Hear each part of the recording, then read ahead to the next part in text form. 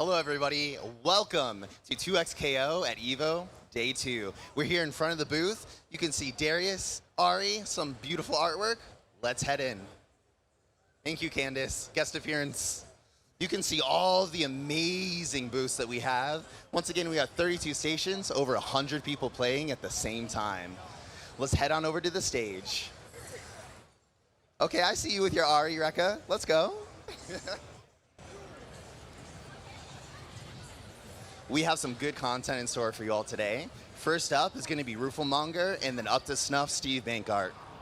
We're going to learn all about Braum. Going to move all through his move list, and we're going to learn how to play him and optimize him. So let's bring on over and check in, see how they're doing. Looks like they're already at it. Oh, that might be us. There we go.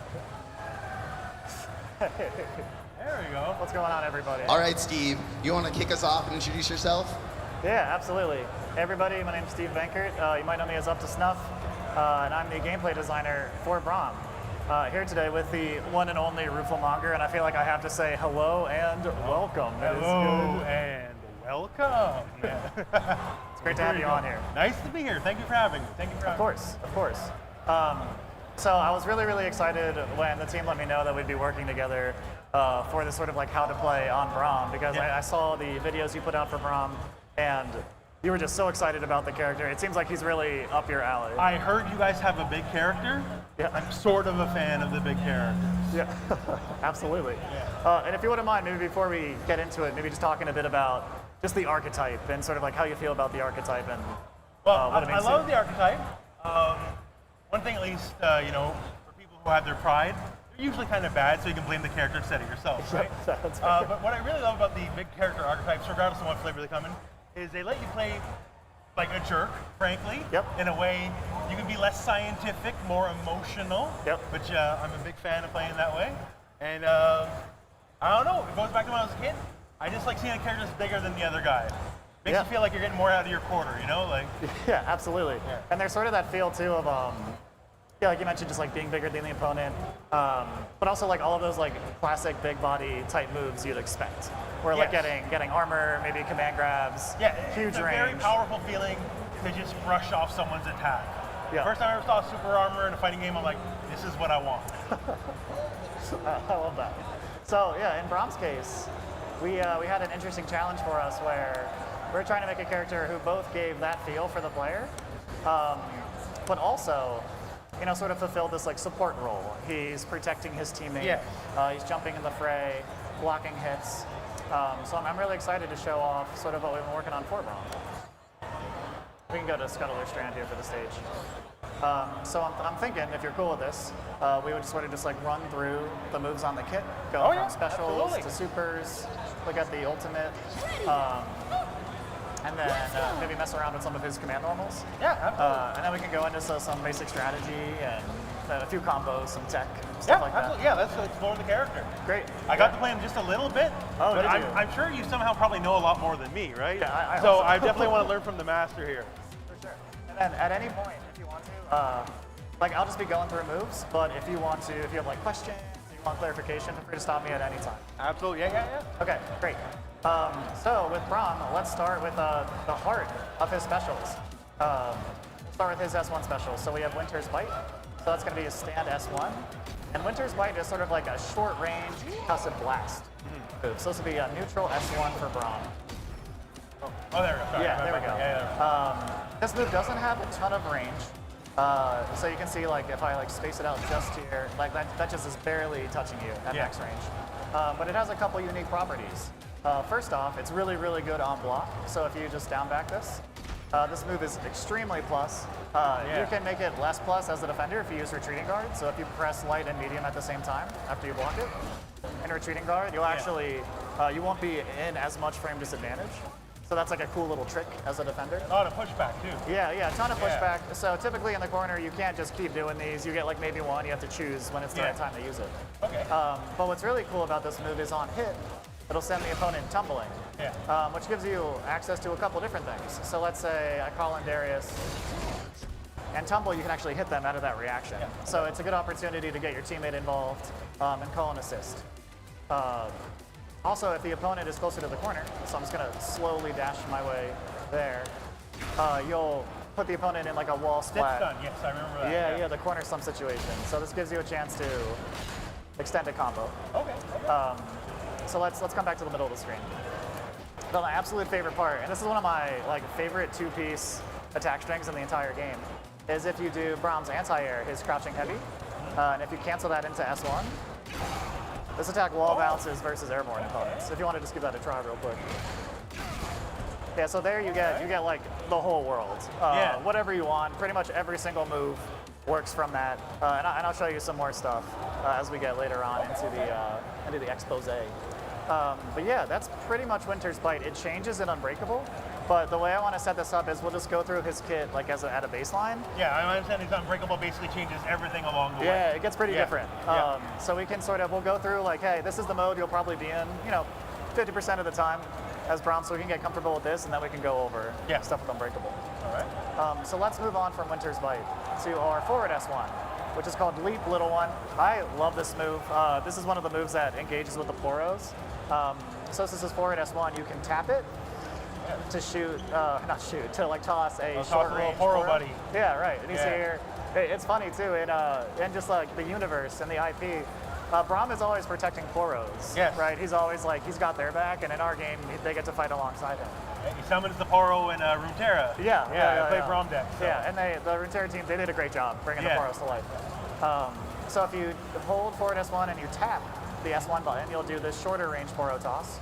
But if you hold the button, it'll be a much longer distance. Yeah, he's Poro swinging toss. for the fences. Yeah, he's going hard. And we have like strict rules from the Poro Safety Committee that there can only be one Poro on screen at the same time.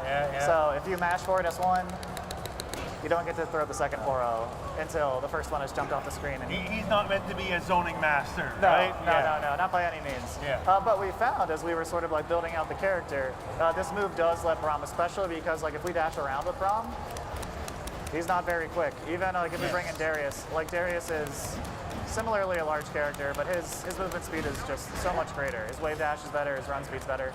Braum is our biggest, our slowest, our heaviest character, right? So this Poro toss, even though it doesn't do a lot of damage, and it really doesn't do too much hit stun, this is going to be an important move to sort of like leveling the playing field against those speedsters. It gives them some reach. Yeah, absolutely.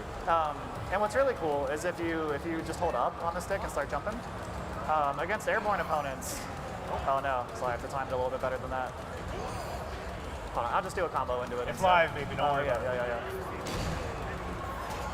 So it actually has a lot of hit stun against airborne opponents. Yeah. So if you're playing, let's say like Ari's like air dashing on you all the time. Very aerial, then this is like a good opportunity to knock them out of the air. There'll be a ton of hit stun, and if you're really quick, you can confirm that hit into an assist call, and they can pick it up, and you get them involved in the action as well. And we're going for that a lot with Braum. We're trying to create opportunities where you're like getting your partner involved, like handshake tag is a big part of our game. Yes. So we want Braum to have a ton of like very easy to pick up and play moments where it's like, cool, you do the move, it's a clear opportunity for the partner to get involved. Yeah. And Braum is sort of like supporting as the main actor. Now, would you say Braum is designed to be, say, easier than, say, an Ari or an Alawi? I mean, with every fighting game character, like the skill set varies so much. We have a lot of characters, like Ari, for example, is more difficult on the hands. Yeah. She's going to ask you, you're doing a lot of like quick inputs, air dash. My time with her is the hands are moving pretty quick. Yeah, there's a lot going on. But for Braum, one of like our design pillars when we were making him for 2XKO is in the MOBA, he's not very complex when it comes to like inputs, but it requires a lot of situational awareness. Yeah. Knowing the right thing to do at the right time. Yeah. Like saving the day at precisely the right moment. So I would say he's more designed, he's difficult in that way. Okay. Where he kind of scales with your game knowledge. The better you understand the game, the more situations you're going to know exactly when it's the right time. Less air dash go burr, more calling your shot when the right moment comes. Yes. Yeah, and we'll get to this. It's more unbreakable go burr. And you smash on him with your armor all right. when that comes up. So Leap Little One, it's also a nice move to use sort of like as a block string filler. Okay. Just your opponent has to deal with it in some way if it's coming towards them. So even though it doesn't do a lot of damage, it doesn't have a lot of hit stun, it's a good opportunity to sort of just get them to freeze and hesitate, and Braum loves that. All right. So we just talked about Leap Little One. This is our smaller Poro that's going to be flying through the air. Yeah. But let's move on to his Crouch S1. So Fight Mighty One. This is his command grab. Yeah. This is another move. I just love the Poro moves. Yeah. Proof of Mongrel. I'm a huge fan. I love the Poro. I play Poro decks in Rivera, so yeah. Oh, okay, perfect. Yeah, you're the guy to talk to then. Yeah, so Crouch S1 is Fight Mighty One, and this is Brom's command grab. So he sort of unleashes this mighty call. He screams like Poro fights, and he just shouts it up into the air. Yeah. And there's a hitbox where he's shouting. And if it makes contact, the mighty Poro will come spinning down from the sky, bonk the opponent with the hammer. He'll high-five Brom on the way out. Yeah. And your opponent's briefly going to be in hit stun, long enough for you to follow up with a combo. Okay. And for newer players, I'd recommend just doing S2, S2. After this, if you want to try out the command grab, the Crouch S1. Yeah, you can see, so that ends up being... and it gives you the buff as well. Yeah, so S2, S2 will give you the buff. And you remove that with the knockdown. Okay. And we'll get to Unbreakable as soon as we finish going over the specials. But yeah, so this command grab though is really important for Brom. It controls obviously a lot of his block strings. It's a huge pressure threat. You can call assists in as well. Like if you don't want Brom to continue the combo himself, you can get a teammate involved. And it has really good range. So you can actually grab people from pretty far away with Brahma. Another sort of tool he has to make up for his not as strong mobility. Yeah. So just not necessarily I'm going to be touching you, but if I was like say a little further, oh yeah, okay, that's got some range. Yeah. It should go a little bit even further than that. Like if I go from like here, because he lunges forward a tiny bit. Grappler approved. That's some range on it. Okay, grappler approved. Yeah, you can tell all your grappler buddies. So that's his Crouch S1, Fight Mighty One. And let's move on then to his next S1 special, which is the Brom Bomb, spelled like it sounds. So this is Brom's it's sort of like a parabola-shaped dive bomb attack onto the opponent. If you perform it jumping backwards, he'll sort of just fall on top of his shield. He'll do an elbow drop and flex on him as he's falling down. But if you do it out of a neutral jump or a forward jump, you'll get a little bit of extra pump. Okay, you get a little momentum going on there. Yep, and this will hit opponents on the way down and when Brom lands, so it actually hits multiple times. And you may have noticed too, on that final hit, it pops the opponent up into the air. Yeah. So if I just toss you around a little bit, if you were to combo your opponent with that attack, you get that OTG off the ground pop-up. And then for Brom, he can go into supers off of that. He can call an assist. So like for Darius, let's say we'll just use his forward team here. Oh, and wall bounces? So it's like, we kind of tee it up for you, like, hey, this is the moment where if you're just learning Brom, this is a great opportunity to use your assist and get your assist. If it's just as simple as assist call, wall bounce, and you can go from there, that's, to me, as frankly a lazy player, that's quite attractive because I don't have to try as hard. So. Absolutely.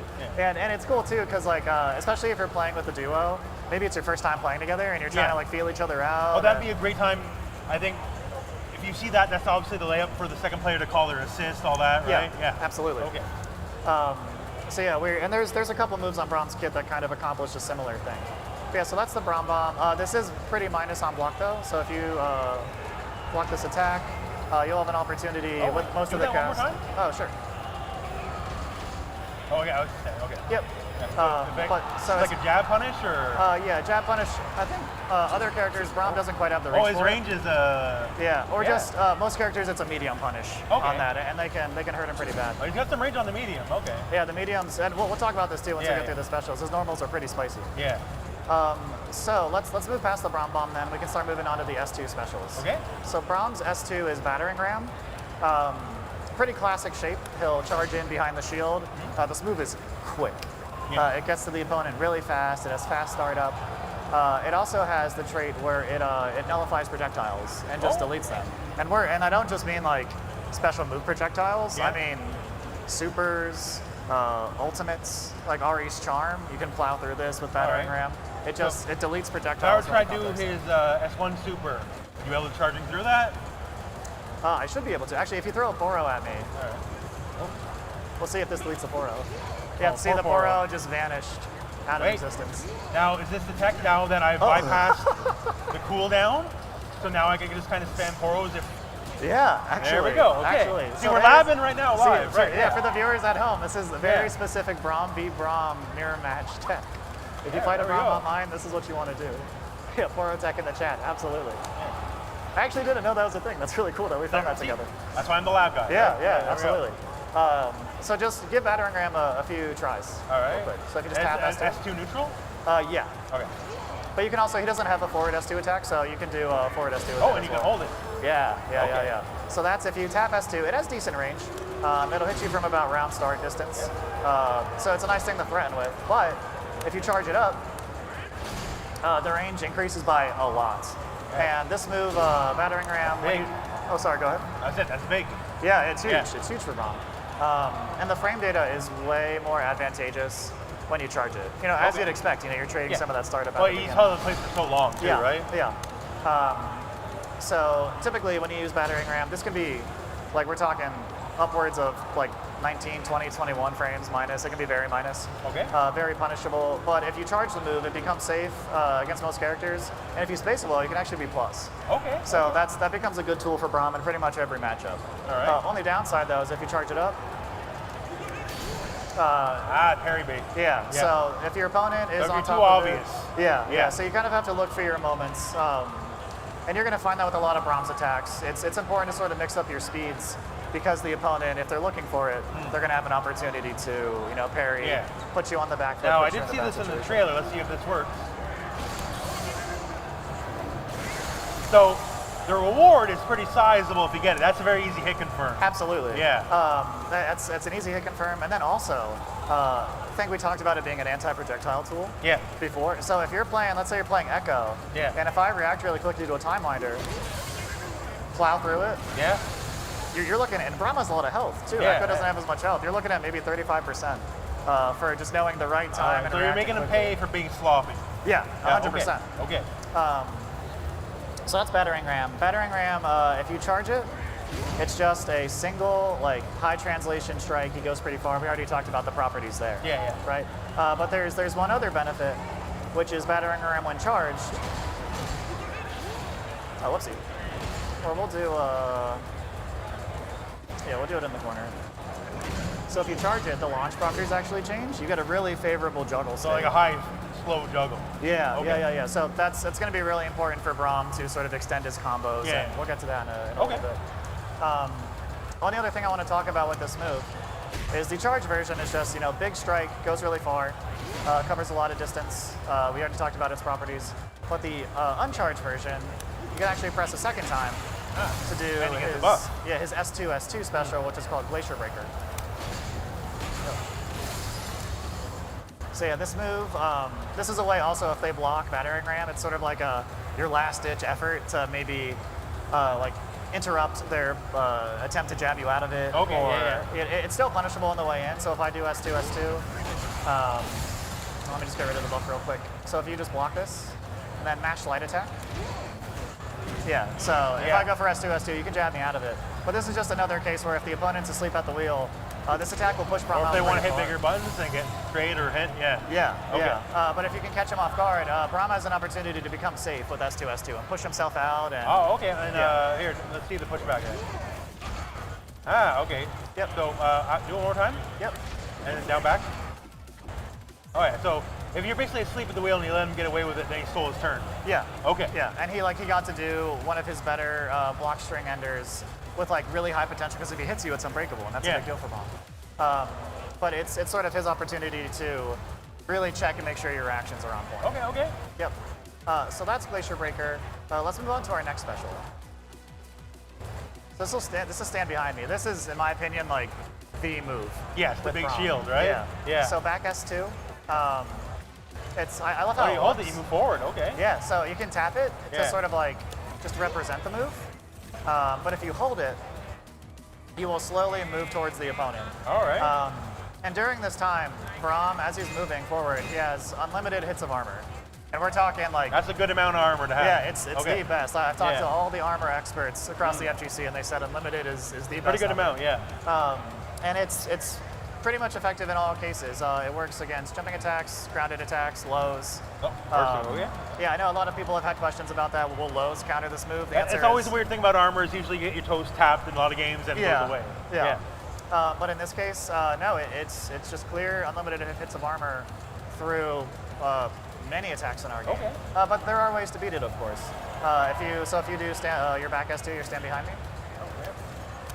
So throws. Yeah. Throws will beat it. And actually, while you're in this, while you're holding down back S2 for Braum, pretty much everything visible on Braum is a throw hurt box. So his throw hurt box expands greatly. So it's easier to chuck him than normal. Yeah, it's much easier to throw him. Okay.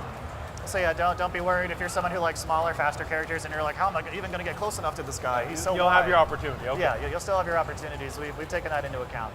But one of the best properties about this too is stand behind me.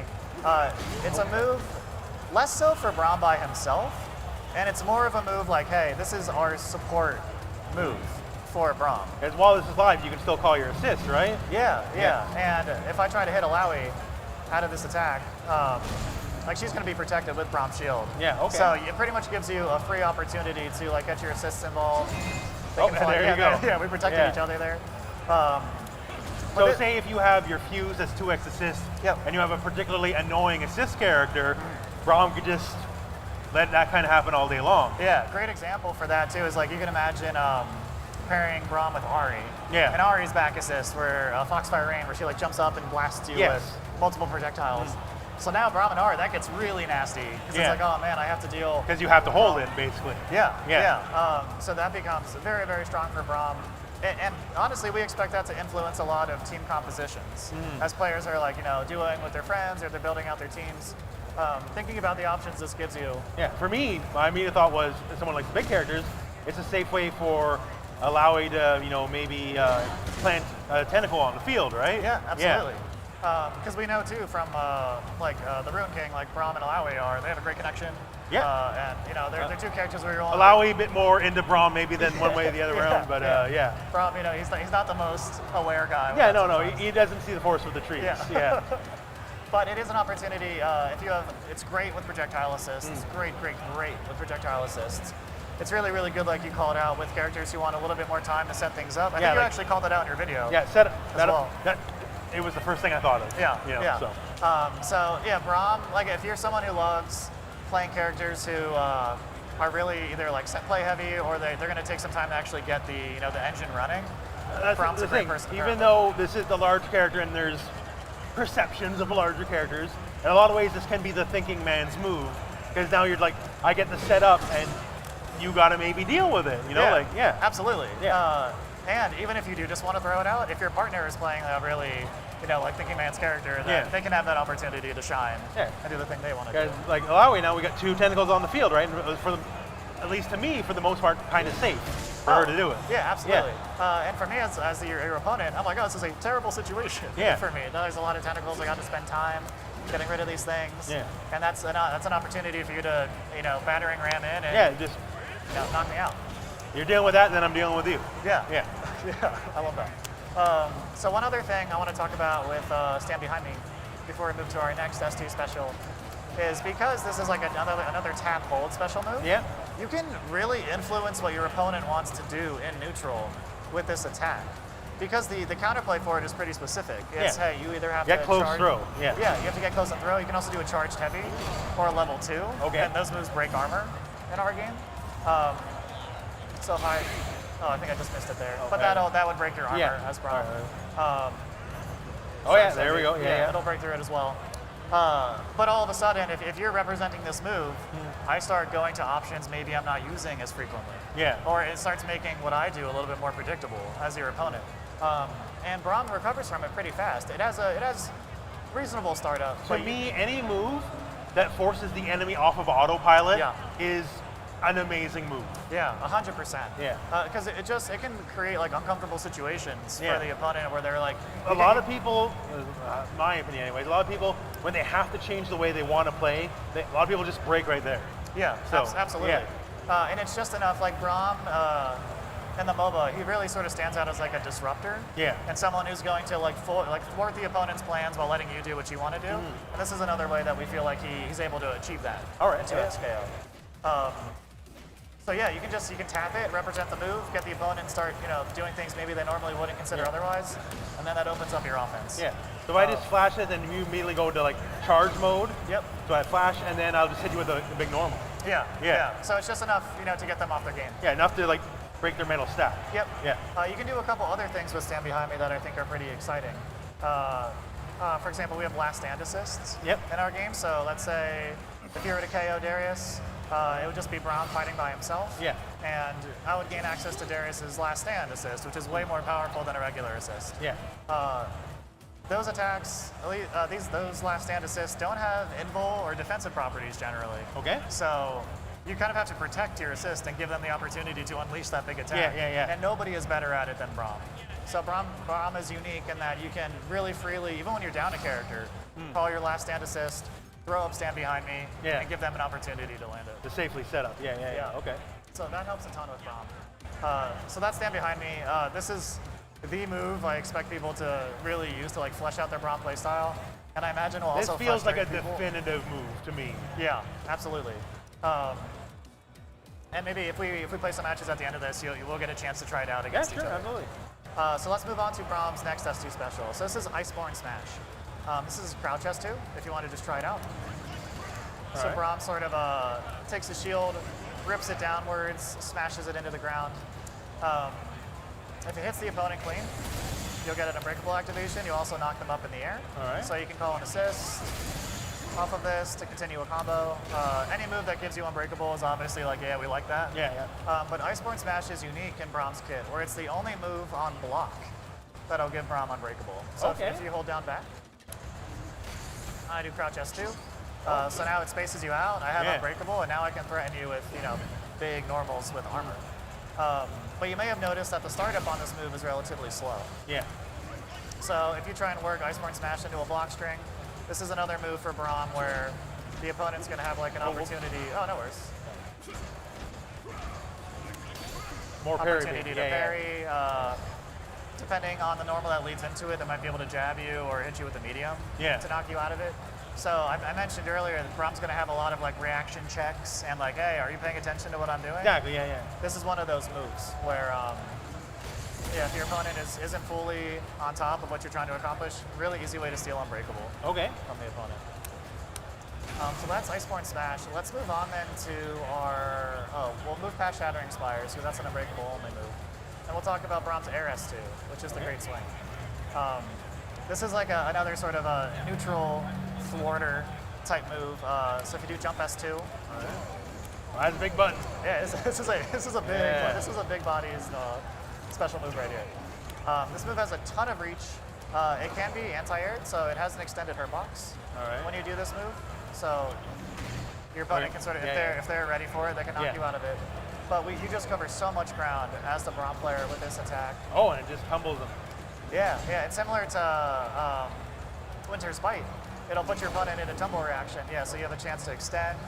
If you're really quick with an assist call. All right. Since I'm in the corner, you'll also get the corner splat. Sorry, go back to mid-screen here for a moment. Yeah, sure. I just want to see here, so. Okay, Yeah, so that's, you can start piecing together combos. And if you catch it really early, if you can hold the assist button, have them run in. Yeah, have them run in. And then, you'll get a more favorable hit. Not too long. Yeah, not too long. If you do maybe her forward assist. There we go, yeah. And then her assist that summons the tentacle, that'll pump me up in the air, actually. Oh. See, I ran under you there. Too close. Yeah, so that was close. So the timing's still kind of tight. Yeah. So it's going to depend like assist to assist too, right? Like certain will be better than others, Yeah, like a lot of people on our team, they love playing Braum with Echo. Yeah. Because Echo, he has a really, really quick attack that covers a lot of ground. Yes. On his forward assist. Yeah. So that's a really, really strong option for Braum. One thing worth noting about the Great Swing is that if I try and combo this, you notice that's a black beat combo right there. Okay. So that doesn't work on its own. Braum has very specific attacks. So his crouch heavy target combo, a couple of his other target combos, they are, and his air charge heavy as well. Oh, I just missed it there. Let me try again. Oh, whoopsie. Oh, I think I'm just saying it too early. It's all good, man. It happens to that. I know. Oh no. Oh, okay. I'll show you a little bit later. But his air charge heavy, the timing's a little bit tight. But that's another move that gives you the opportunity to link his air S2. So it's a little bit harder to work into his combos. But the reward, obviously, like getting to slump your opponent, tumble them into the corner, opens up an opportunity to activate Unbreakable. These are all things that Braum really wants. All right, so then when they're tumbled in the corner too, then like down S2 is like an easy setup for them, right? Yeah, that should work. Yeah. That's not typically what I go for. I'm sure it can be more optimal. That's just like kind of where my so brain's going. S2, the crouch S2, the timing will be really, really tight. So going for S2, Yeah. it'll still give you Unbreakable. Okay. So that tends to be pretty strong for Braum as well. So Iceborne, Great Swing is our final S2 special, and that'll get us into our supers for Braum. The first being his S1 super, which is Glacial Fissure. And I'll just show you this at mid-screen. So if you do down, S1, Braum slams his shield down, and then we get this wave of ice that carries your opponent pretty much the entire length of the screen, if you want to try it out. So that's the one there. I like that off this, big old armor move. Yeah. It's really, really strong. So obviously this is, like you used it off of S2, works really well in that situation. It's also pretty strong as an OTG. So if you're to knock your opponent down, you can go into S1 super, pick him up, and it'll carry him pretty much the length of the screen. So that's heavy. Yep, heavy. So neutral, heavy.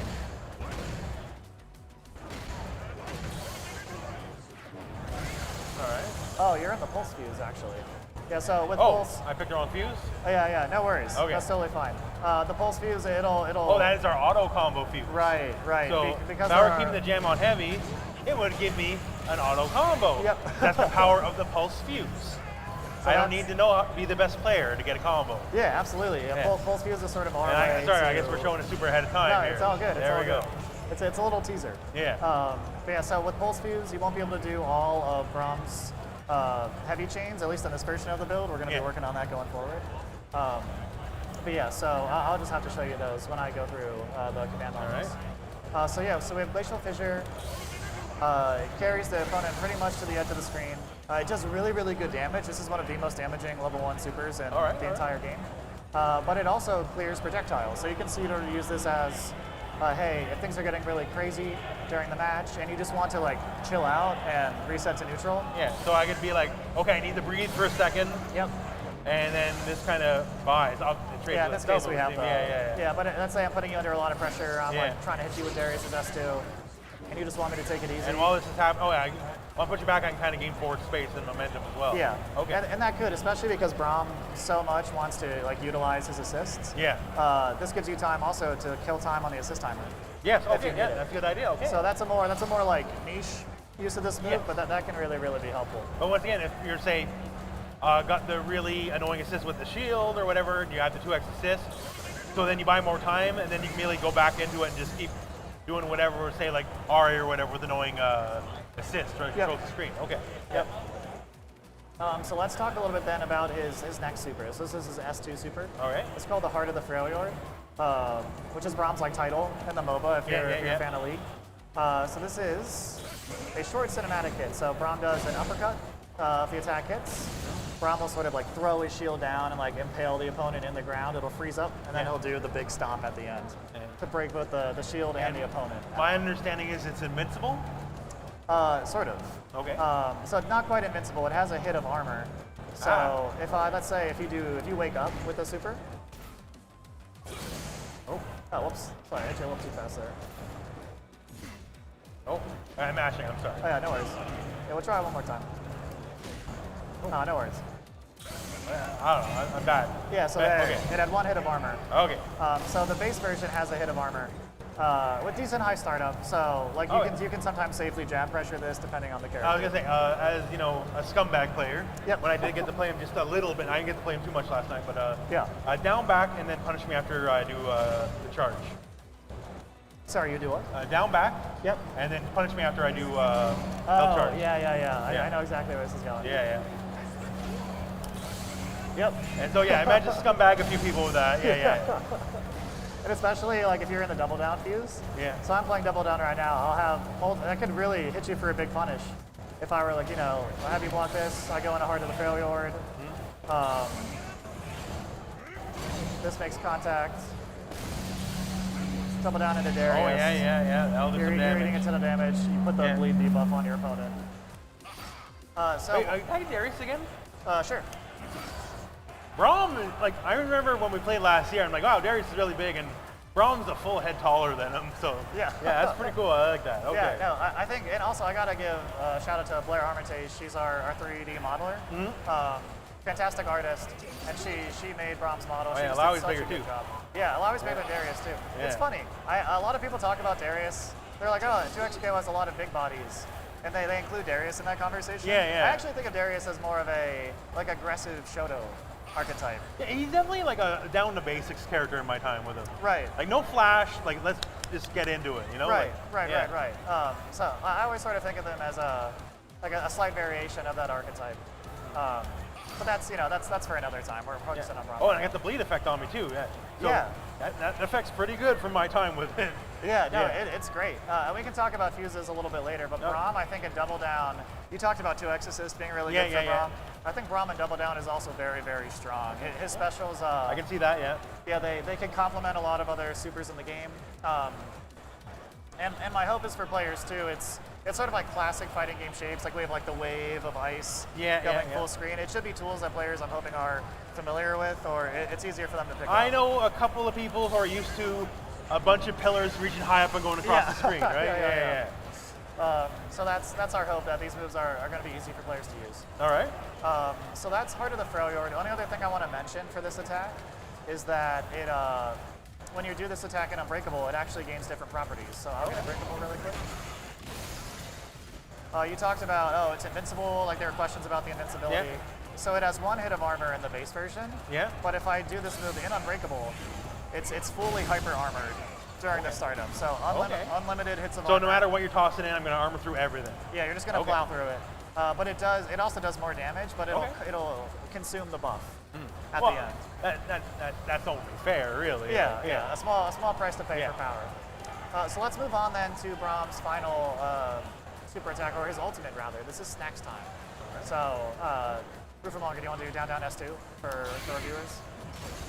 Yeah, perfect. So this is pretty much a direct call out to Legends of Runeterra.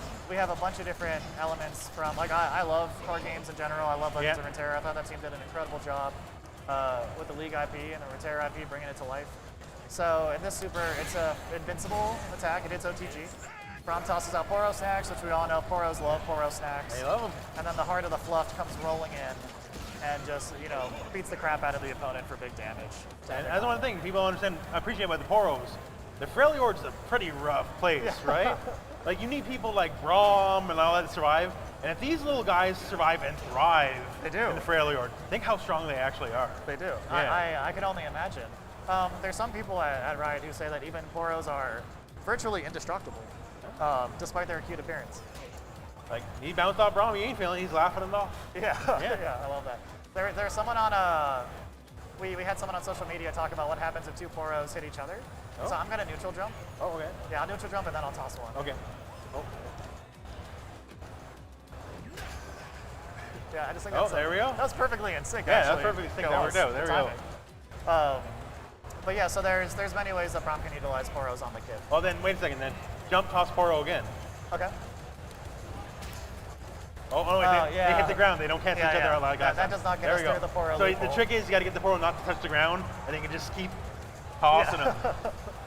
Or you have to do, like Now, what actually, you toss discovered. one more Poro my way. Yeah, sure. Oh, you want to Can parry you the parry Poro? the Poro? You can parry the Poro. Well, can we? There we go. Okay. Yeah, and they just bounce off. That's a high-level technique. But yeah, so there you go. Get your Poro parrying. Yeah, moment 37 going on.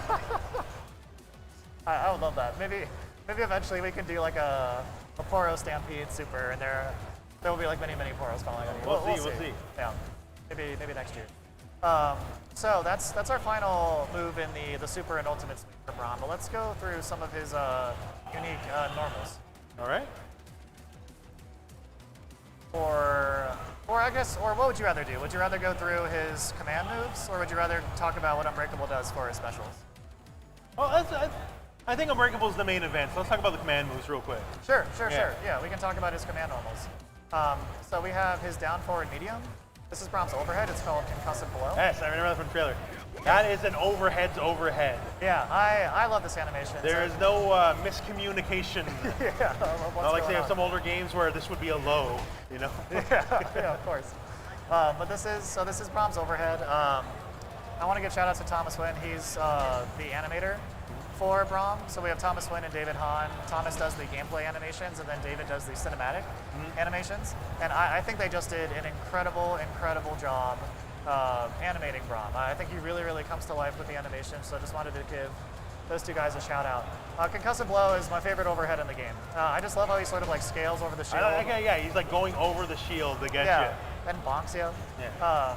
And what's really kind of unique about this overhead is that it is special cancelable. Oh, okay. So for Brahm, this is really important for Brahm. Okay. Yeah. Okay. So you can tack on damage. You can use one of his really high damaging specials, like Winter's Bite is really strong there. But the main thing I like to use this for, once again, we're going back to this idea that Brahm creates opportunities to sort of catch your opponent off guard and surprise them. Using Concussive Blow, you can actually special cancel into Iceborne Smash. Okay. So now your overhead is also giving you Unbreakable, Okay. which is like, yeah, if you want to try it out real quick for Brahm. All right, yeah, okay, OGG, yeah. So now you sort of like caught me off guard in my block string or sorry, in your block string. So yeah, you can do it in the middle of block strings as well. Okay. Yeah. It's a really effective tool for Brahm. So it gives him opportunities to like sneak more Unbreakable activations. We don't want players to have to work too hard to get Unbreakable. So let's move on then to our next unique move. So this is Revolving Door. Fun fact, this actually used to be a special move for Brahm, and we were like, oh, we think we can make it work as a normal. So this is his forward heavy. All right. So this has really good range for Brahm. You can hold it as well. Yeah, you can also hold substantial. it. So in our game, there's a mechanic, so 2XKO has a mechanic called Impact Strike. So if you charge a heavy, this will like guard crush the opponent. So if you down back this and block it, you'll see you kind of get like a unique block animation. You get staggered back. That'll shut off your defensive options, so you can't push block or retreating guard. And if that wasn't enough, if shutting off the defensive options wasn't enough, you can actually dash cancel this attack. So when the pressure's on, you keep going. Yeah. So now on hit, is it dash cancel only on block or on hit? On both. Oh, on both. Okay. Yeah. So we're sort of treating this as like, hey, you got your opponent to like sit there, like you motivated them to do nothing. Well, I think the different fuse give me I'm trying to button dash after and skip me right. That's fine. Yeah, so the thing I wanted to talk about with that is Brahm's forward heavy. If you charge it, this is another impact strike for Brahm. This also counts as an impact strike. So this is also dash cancelable as well? Yeah, absolutely. Okay. So really technical Brahm players, they can utilize like different specials out of this attack. It's a really high damaging move for Brahm. You can even link two together. Let's see if I can get it. Oh yeah, you can link two together. I love that combo. Oh, I got a great combo. Yeah, that's pretty cool. Okay. Yeah. So if you super jump cancel that, you can, and I'll show you a little bit more of that. All right. So that's Revolving Door, and it's chargeable. So this is a nice tool for Brahm as well. So we talked about using Stand Behind Me to sort of like get your opponent to hesitate, get them off their rhythm in neutral. This is another way too. You can poke with this attack, or if you want to be kind of a bully, you can just charge it, get them to hesitate, and then either hit them with it or get them to block it and dash cancel in.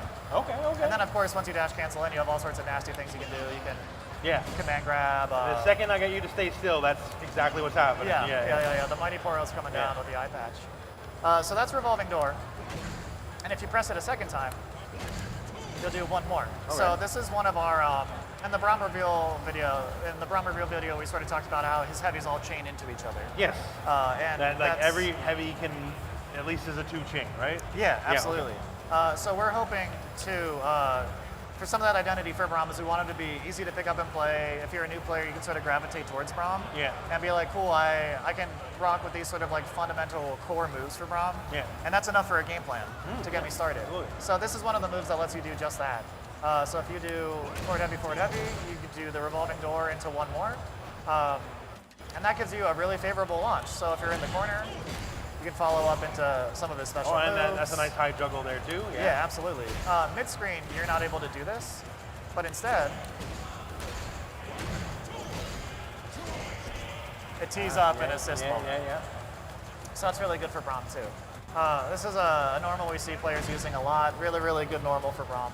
And so, being a command normal, I can do chain into regular heavy, and then still do the command normal after the fact. Yeah, which you I can't can. because of the fuse right now. But Yep. yeah. If you commit to 2 in a row, so if you do the heavy, or let's say the forward heavy, Yeah. your chain's going to stop there. You have to go into a special move at that point. Okay, yeah. But you can freely switch in between Oh, his crouching okay. heavy, so stand heavy, crouch heavy, forward heavy. I see our more advanced players, they try to juice the lemon as much as they can and get all the heavies involved. Yeah. So that's his forward heavy. That's revolving door into one more. Let's talk about his next command normal, or his next unique move. So this is knock knock. This is his heavy into heavy. Yeah. This one, do you have this one on Pulse? I think it'll make you do forward heavy next. Yeah, no, okay, yeah. great. So I'll just show then for heavy into heavy. So knock knock, it gives you a couple different benefits. It's a really nice way to tack on damage to a short combo. So let's say I'm a new player and I just want to do light, medium, heavy. We get decent damage and knocks your opponent down. All right. So it's a really, if you're either new or maybe there's lots going on and you just quickly need to knock the opponent down, Yeah. that's a really good way to do it. It also creates an unbreakable activation opportunity because you may have noticed you're in a hard knockdown state afterwards. Yeah. So you can go heavy, crouch S2, Yeah. and then now you're in unbreakable mode and All right. your opponent's in a bad situation. So if you just like, given the range is, I think, fairly substantial, all things told, although I can't do the follow-up, but if you just tag them and then just easy activation after that. Yeah, absolutely. Okay. So that's a great way to. It's a good way to fish, basically. Yeah, pretty much. Okay. And it's still, we can cancel. Oops, that's showed you a little bit extra there. Yeah. But it's still special cancelable, so it's a good opportunity just to keep the block string going. It also buys time for your assist to get back off cooldown to come in and help you out. All right. So that's knock knock. Let's go to his next unique move. So this is probably my favorite move on the entire kit. This Okay. is It Is Easy, see? Which is, it's one of my favorite voice lines from Braum. So if you do his crouching heavy, he'll do this one finger push up. Yeah. This is a really strong anti-air in the game. So 2x KO, a really good way for Braum to defend himself.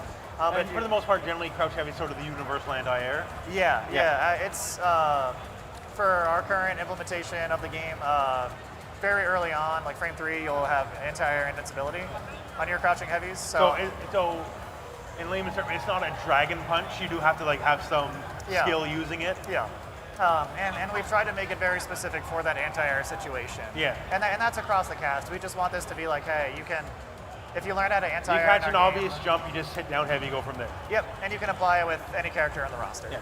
But Braum is unique in that he has a target combo follow-up. So if you press heavy a second time, you'll go into It Is Easy, see? And he'll sort of flip on his back and do a one-handed press, knock the opponent up into Now, the air. specifically with the push-ups here, Yep. what this reminds me of the fact is Braum, is he a genetic freak and he ain't normal? He's built different.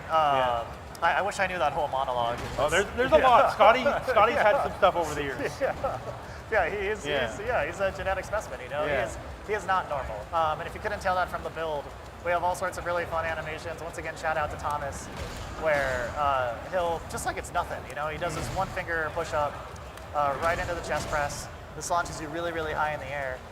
This is not only helpful as sort of like let's say you jump in on me. Oh, that was a side switch situation. That's pretty crazy. He kind of hit me with the back of his leg there too, so the hitbox is very generous then. It is, yeah. It extends all the way to the shield and a tiny bit onto his calf. Okay. Just a little bit. Okay. We had a version of Braum at one point where you would actually get different properties if you anti-aired them with the leg hitbox. Okay. But it would kind of do it just worse and it felt bad, so we ended up taking it out. No, you want the good feel. You want the good feel. Yeah, it's hard enough to anti-air in the first place. So if you go into It Is Easy, see, this is one of those really valuable and beneficial juggle opportunities for Braum. So it pops the opponent really high, a lot of hit stun. You can go into Air S2. Yeah.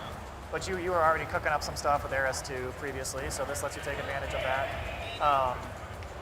It also gives you more time to just really confirm and process the situation. Braum's a character where, like I mentioned, it's really important to sort of read what's going on and make the right decision for the right time.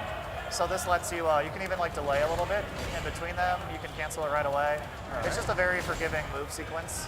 That gives you a lot of opportunity to cook whatever you need. Oh to yeah, cook. you can delay it a fair bit. Yeah, especially if I'm jumping. Oh, you can delay it a lot. Okay. Yeah. No, it has the same cancel window as, like we use an open cancel system where pretty much up until you're finished with the move, you can chain into an attack of higher strength. So in Brahm's case, yeah, I'm delaying it so much you fall out of the combo. Yeah. Like, and maybe it's not to your benefit to delay it maximum, but I'm sure there'll be some spicy combos with delays and all that. Oh yeah, absolutely. Yeah. Or even like if I'll do a neutral jump and then I'll jump in at you. All right. Oh. Sorry. So depending on the height, you might actually want to delay. Yeah. Like if you catch me really early. Maybe catch you like an awkward angle, like. Yeah. So like if you jump in on me. All right. So. Oh yeah. Okay, my bad. So bad. Like if I catch you really early, you might pop up super high. Yeah. And then I'll have to delay. Yeah. And make the right decision. Oh, I just know he has a unique super jump animation. He does. Okay. This is another shout out. I never known Braun to be so acrobatic. Yeah. That's one of the really cool things about Braun, especially like through different cinematics.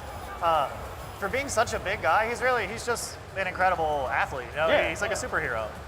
So yeah, he has really cool super jump animations. Yeah. I love these. Thomas did an incredible job with these. But he can be more agile than you would expect. Yeah, in like bursts. absolutely. Yeah. So I think we have one more command normal, or is that it for unique moves? Yeah, right. We have the two-step, of course. So this is Brahm's sweep. Not every character in our game has a sweep, but Brahm is one of the characters that does have a sweep. So you can perform this by holding down forward. If you tap heavy, you'll get a launcher, and that's pretty standard for characters in our game. But if you hold heavy, you'll do his sweep. And the sweep is special cancelable. It's special cancelable. Okay. So this has a lot of benefits for Brahm. It shouldn't be special cancelable if I block it though. That'll be the end of your turn. All right. So okay, if you get called out, I'm mashing. So you can't just be brain dead with it. Right. Okay. So, and this is sort of how, because we have retreating guard in our game, so. Yes, that's true. Yeah. Yeah. So retreating So guard. if I were to say, sorry, my bad. If I were to say, because this is obviously a very telegraphed animation, say if I were to catch you with the tip of it, could you not retreating guard the second one punish me? You're saying like, could you sort of weave the retreating guard in between? Well, I'm saying if I catch you and it's very obvious first it's happening, I block first one, and the retreating guard and like whip punish. Yeah, that can happen. Yeah. Depending on range, depending on character speed. That's one of those like matchup specific things. Yeah. But what's cool is that because it's a multi-hitting sweep, you'll probably run into plenty of situations where your opponent's just going to autopilot the retreating guard. Yeah. And you get two chances in one attack to As catch a the Seahawk ball. player, I've stolen a lot of matches that way. Absolutely. And this is important for Brahm because, we talked about earlier, he's not as fast. He might have a hard time. Like in general, retreating guard is a really strong option against Brahm. So we wanted to make sure he had tools to sort of deal with opponents trying to get removed from, or trying to retreating guard out of his pressure. All right. So like if you block two attacks, here, like I'll do jab, jab, and if you retreating guard the second one. I can catch you. Because you can't retreating guard lows, can't block, right?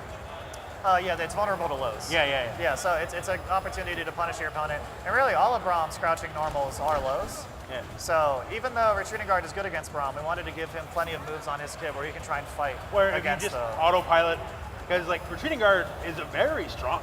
Yeah, it's great. It's like our main. It's completely free. That's the thing. Like that's what was very surprising to me to begin with when I first started seeing the game. Right? Yeah. Is I can just take whatever block string and then just back out for free. Obviously, being the hit by the lows is the penalty though. Yeah. So this is sort of like our opportunity to give Brahm, he's got a chance to shut down retreating guard. Yeah. And make the opponent play, more stationary defense. He really wants you to not be moving, so he can take advantage of his command grabs. Yeah, because the second you stop moving. Yeah, then the Poro comes out and you're in a bad situation. So I believe that's our last unique move, which means it's time to go into Unbreakable. So Unbreakable is also shout outs to the UI folks. Y'all are doing a great job. I know I'm taking you all over the command list here, so I appreciate it. Unbreakable is Brahm's main buff. This is really what you want to be doing all the time as Brahm. You want to be an Unbreakable. It is a buff that can be activated through a couple different moves. So we talked about Glacier Breaker, it's S2, S2. That gives you Unbreakable, and once you're in Unbreakable, Brahm gains armor on all of his shield normals. So that's his stand medium, his crouch medium, stand H, forward H, crouch H. He gains armor on battering ram. different hit reaction too on battering ram, Yeah, which I'll get into in just a second. So this is, I'm sure if you've been around fighting games for a while, this type of, hey, I'm a big body, I'm going to swing at you with big armored normals. This will be familiar to players. But in Brahm's case, he has to get into that mode in the first place. Yeah, he has to earn it. Yeah, and then he gains access to a lot of power. So once you're in Unbreakable, you keep it really until you use it. So for Braum players, we want to give them the freedom to like spend it how you want to spend it. Whether that means you're using it for a special move that consumes it. Maybe you just want to throw out armored normals. Like maybe your game plan with Braum is you want to play a little more defensive. Now, is this armor is only heavies or all of his normals? It's all of his shield normals. All of his shield normals. It's Does it apply to jumping normals as well? Sorry, only grounded. Oh, okay, normals. okay. Yeah, we had a version where Yeah, it was I was immediately getting a little too far. I'm like, oh, let's see how this goes. Yeah. Okay, Yeah. The short story is we tried that, and then we were like, oh, we can't unleash this. No. It's a bit much. It's a bit much. Okay, yeah. Yeah, so it's just on the grounded normals. And so obviously having normals that have armor is really, really strong. Strong. And he has a lot of them. So that means during your block strings, you can threaten, depending on range, so if you just hold down back, let's say you're in the corner, I can threaten,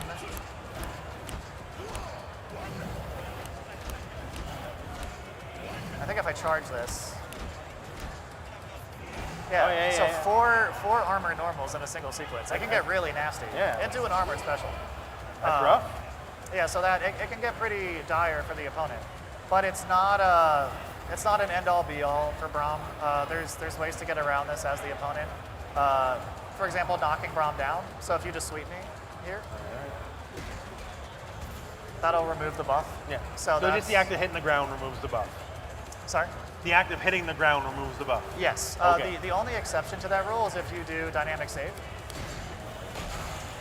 Yeah, so if you do a S1, What's that? so if you do special and team at the same time to do dynamic save. Oh yeah. So that technically Braum, 10 minutes left. Wow, okay, I'll speed it up then, I'm sorry, All right. I'm taking too long. Yeah, so you won't lose it in the event of getting hit with the dynamic save. Okay, so just because we don't want it to be so like you're already getting your combo Because broken. it's effectively your combo break, Yeah. Okay. So that's we tried a version where he lost it, but yeah, we feel like it's better this way. So let's talk about Braum specials and how they change in Unbreakable. So if we talk about Winter's Bite, so that's his neutral S1, this will shoot a projectile at the opponent that freezes on hit. I've never seen that before. Yeah, no, it's one of a kind. But yeah, freezing the opponent with the projectile, really strong for Braum. This is a mechanic I've always loved throughout fighting games, like whenever it comes up. So it gives you an opportunity to sort of just lock the opponent in place, and then you get whatever you want. Yeah, capture mechanics of any game is always very strong. Yeah, especially in a team game. Well, especially that gives him that reach as well that he doesn't normally otherwise have, right? Yeah. And this is our game. We use a projectile durability system. So that means that some projectiles are like beefier and they'll just plow through others. It's like a priority system. Yeah. And this is a high priority projectile for a Braum. So would it be the Poro? Let's find out. Oh, that poor Poro went flying. Okay. Maybe we threw 100 Poros. Yeah. So that's how Winter's Bite gets buffed up. But let's talk about some of his other specials. So Leap Little One and Fight Mighty One, these aren't affected by Unbreakable at all, so we can just move past these. Specials like the Braum Bomb, they will deal more damage. So you'll get a little bit of extra oomph when you use these moves. All right. Actually, I misspoke. If you do Fight Mighty One, you'll freeze the opponent. Yes, I noticed that from the trailer. Yep. So that's an increased hit stun, like, so say more things are possible than normal? Yeah. Okay. Yeah. The moves are pretty similar with the output they give you, but you'll get more damage. In our game, comboing after a throw, it really scales damage a lot. Fair enough. Which, makes sense. Yeah. But in Braum's case, we're more forgiving with the scaling. You can get more juice out of that freeze combo. So those are his S1 specials and how they're impacted by Unbreakable. So let's move into, Battering Ram. And if we press S2 a second time, we'll actually go into Winter's Ride. And this is another move that I just love on the kit. So this is S2, S2 while Unbreakable's active. Yeah, this is the corner to corner. Yeah, the corner to corner. I love this move. This is, especially if you're a new Braum player, this is a great move to utilize to get screen positioning. It never hurts to put your opponent in the corner. Oh yeah, it's pretty much why we're here. Yeah. But what's really cool about Braum too is if you have meter, you might think, the combo ends. Like if I bring my opponent corner to corner, I'll just like mash light afterwards. Yeah. Oh, they hit the ground too soon. I can't do anything. But once Unbreakable is active and you have a meter, you have a way to take your opponent corner to corner, cancel into Heart of Trailure. That's fast enough. Yeah. There we go. And now, for the low cost of 1 bar, you've taken your opponent corner to corner and you've reactivated Unbreakable while they're cornered. Yeah, so you didn't even, you get the positioning and you still keep the buff. Yeah, you can have your cake and eat it too. Exactly, that's fantastic. It's a great situation for Braum. Let's go over a couple other special moves that change with Unbreakable. So we have, Stand Behind Me is also augmented by Unbreakable. In a very minor way, you might not be able to tell, but Braum actually, his movement speed is increased a decent amount. And obviously the armor's still good too. Yeah, so the armor's still there, but he scoots across screen a lot faster. Okay, so while you're in on Unbreakable, 3 here. 1, 2, 3. Oh, sorry, I was a little too fast. Okay. 1, 2, 3. Oh yeah. Yeah, so it's a little bit nuanced. Yeah. And this is maybe a little bit more advanced, but because Battering Ram destroys projectiles, that's great, but sometimes it's risky. Your opponent might know you're going to do this, they might try to bait you into it. Or there might just be ranges where you're not going to hit the opponent anyway, even if you do smash through their projectile. So Stand Behind Me, especially with the speed up buff, it gives you an opportunity to very conservatively make your way through. Yeah, it is trudge your way in, but better. It's a little bit safer. Then you work your way into the sweet spot, and then you can start landing it. You may have also noticed if I charge Battering Ram while Unbreakable is active, I'll gain a wall bounce reaction. It's a combo starter in and of itself. Yeah, and you can just go right into it as well with light, medium, heavy. So if I do light, medium, heavy, and I hold S2. And it does not consume the buff. It does not. Does not. Yeah, and that's huge. Yeah, that's big. You want to be really intentional when you decide to spend Unbreakable. So that's how Battering Ram changes. That's how Stand Behind Me changes. Let's talk about the other new special on his kit that's unlocked with Unbreakable, which is Shattering Spires. This is an OTG move for Braum. So I'll just show you what it looks like outside of combo situations. Down as you sort of send this like wave of icicles along the ground. They're actually lows, so you can't retreating guard these projectiles either. Okay. I've had a lot of people upset with me about these being lows in playtest, and I'm sorry, but I think he needs it. So he you needs can't. it. Yeah, of course. Like a lot of things on the kit. But so you can't retreating guard this move because they're lows. But if you use some of the tools that we've built along the way, so let's use well first let's get Unbreakable on your Braum. Oh, whoops. All right. Right. So remember that light medium. Oh, sorry, you're in pulse, so this isn't gonna work. Oh yeah. I'm sorry, Rufelmonger. Sorry, I picked the wrong fuse. No, it's all good. It's all good. I led you astray at the beginning. But if we do light, medium, heavy, heavy. Yeah. You know how before this was like, oh, just a quick way to get Unbreakable online? Yeah. For Braum? Now it's a bona fide combo starter. So I can do light, medium, heavy, heavy, down S2. Oh, and it rejuggles back into you. Yeah. Oh, then, wow. let's put it all together. And you get your buff back at the end. Yeah. That's fantastic. So once you get used to the Unbreakable moves, Yeah. we've tried to put in a ton of opportunities where it's like, oh, if you're fluent with Braum and you've sort of like learned when to use these moves, you can actually get back into Unbreakable pretty often. Yeah, so there's going to be a lot of opportunities where burning the buff isn't actually burning the buff. Yeah, of course. And it's all just about spacing where you're at. Like if I use Winter's Bite from here, I'm gonna have to confirm and run in, and maybe I'm gonna be a little too slow. And so there's a chance of course you could block it as well. Yeah. And then I'll lose the buff. But we want there to be opportunities where once you're really, really comfortable on Braum, you're like taking the opponent corner to corner, maybe a meter, you get back into the buff. And re-volley's buff and then keep going. Yeah. Okay, yeah, I like that a lot. Yeah, so that's really helpful for Braum. His Air S2, the only thing that changes while in Unbreakable, the Great Swing, it just gets more damage. Okay. As well. Damage is pretty good. Yeah, we always take more You kind of need it, right? Yeah. So, yeah. So that's great.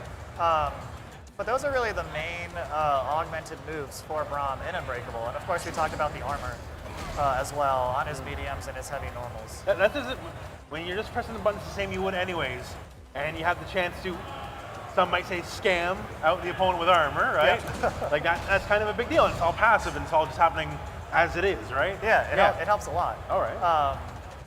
So is it cool if I show you maybe a few pieces of tech? Absolutely.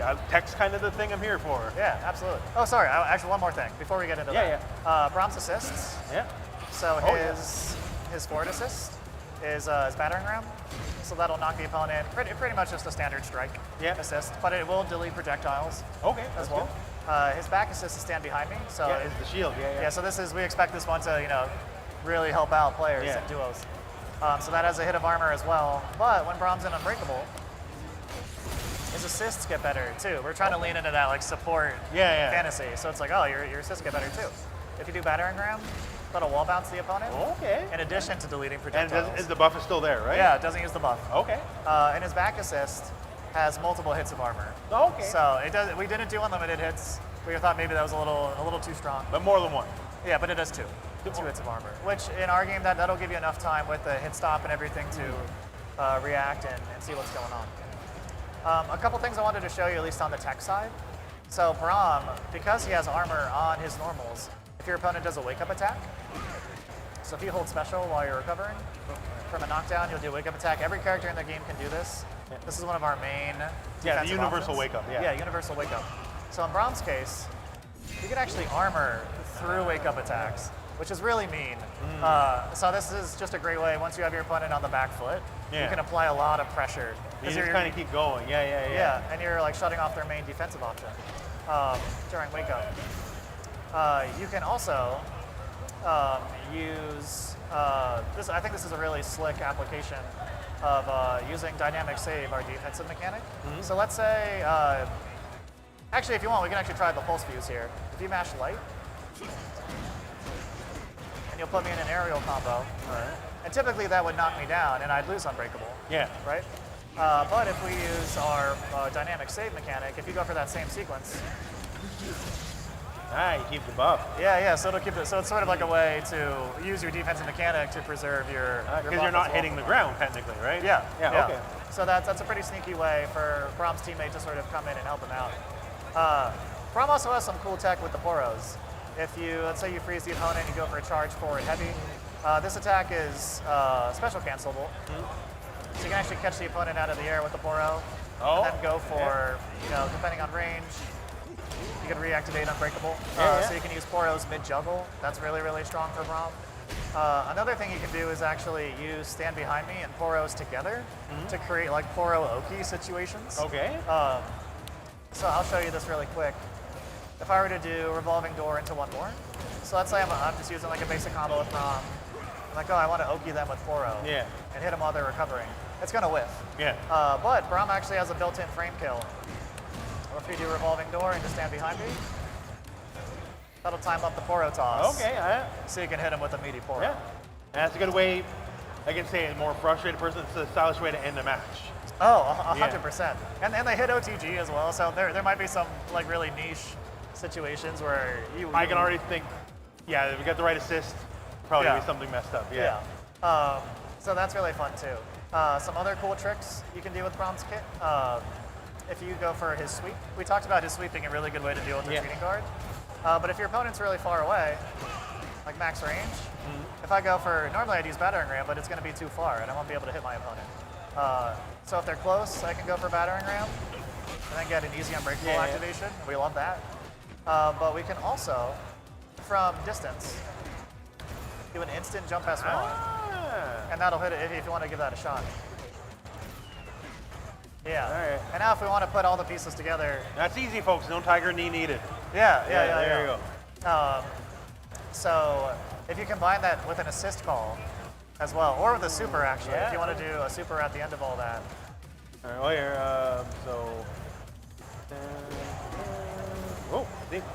No worries. It can be a little tight there. Okay, it is a little tight. So that was close. What's up, guys? How's it going? Has it been fun so far? I'm having a blast. Oh, I'd love to hear it.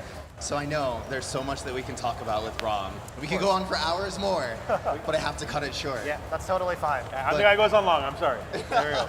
Everybody at home, though, if you want to learn all about Braum, you can sign up for Alpha Lab. You type !Alpha Lab in the chat, then it'll show you where to sign up. So we want to say thank you for coming out and playing with the team. We appreciate your feedback. Seriously, all the videos that you do. We have a hat. Oh, lovely. And also, I have, in honor of this moment, it is a pin of Brom. Oh, here, yes, we can see it. It's okay. Here's the pin. So that you can remember this moment forever. I will, thank you. All right, do you want to say any last words before we cut to commercial? Yeah, I guess thanks so much for watching, everybody. Riflemonger, it was a ton of fun doing this session with you. Hey, once again, thank you for having me. It's an honor to be here, and this character looks like a lot of fun, especially for someone like me. Yeah. So, Awesome. I'm looking forward to it. Yeah. Alpha Lab, sign up. Alpha Lab, sign up. I'll be Thank playing you that. so much. I'll be playing Brom for sure. Probably Awesome. Brom Malawi. Yeah. Yeah. All right, everybody. So our next segment is going to be duo with 2XKO devs. So two devs, Radito and Clockwork, are going to pair up with people they never played with before. Let's wait until after the break to see who they're playing with. It's Jules JP, over and out.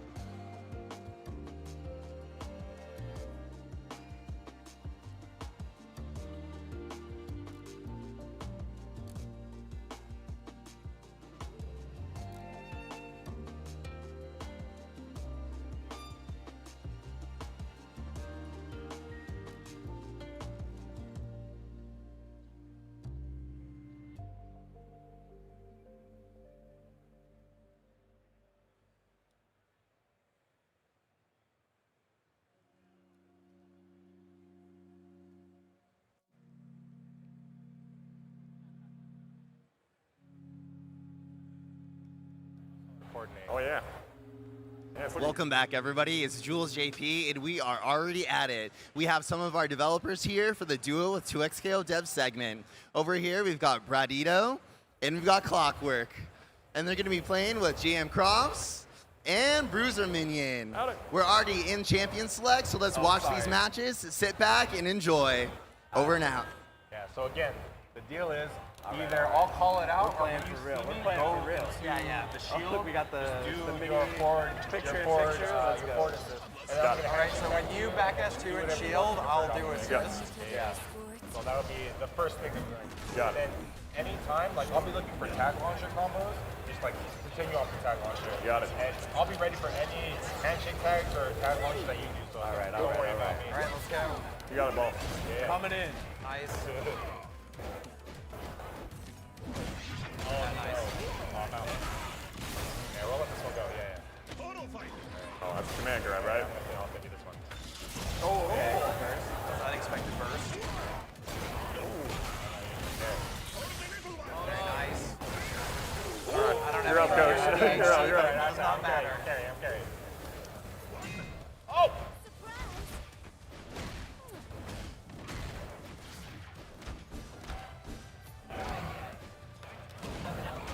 Oh no. practicing together? No, already? no. Nothing like that. Okay, okay, I see you. See the grab a lot. I like the grab. Yeah, for sure. So once I get down to past 50%, you have your last 10 like ready for it. Oop, oop. Nice. So just throw it out neutral whenever I can. Yeah. So I'll work off of it. Thanks.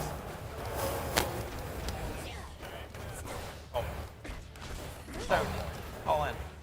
Oh, sorry. So when I knock down, you do the shield, it'll block their wake up attack, and then I can throw them.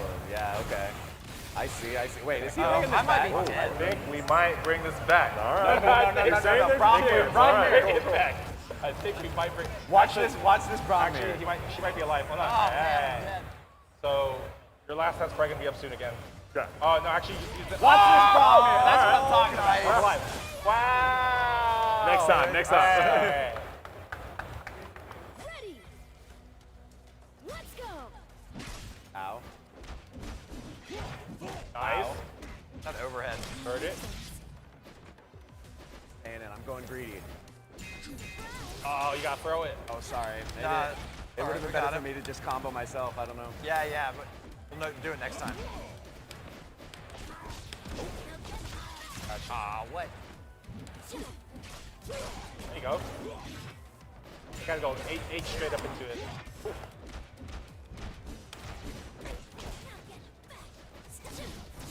All right.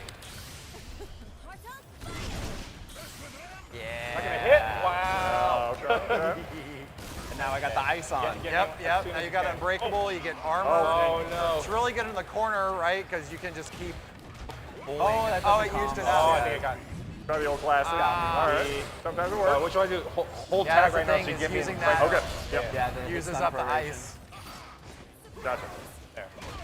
Oh, nice cross up. Oh no. I should have just let you come in. Okay, now's your chance. Oh no. Oh, took one for the team. Oh, anti-air. Oh, Nice. he's got those. Very nice. How can I DHC this? Big Oh damage, no, bro. if you're Okay. KO you can't, but Okay. you can still last down once So my you can health kill gets the low. last thing. Yeah. And the first, obviously. Boros. Nice. Oh, is the DHC. Poro gonna knock oh, you no, out? never mind. You got it.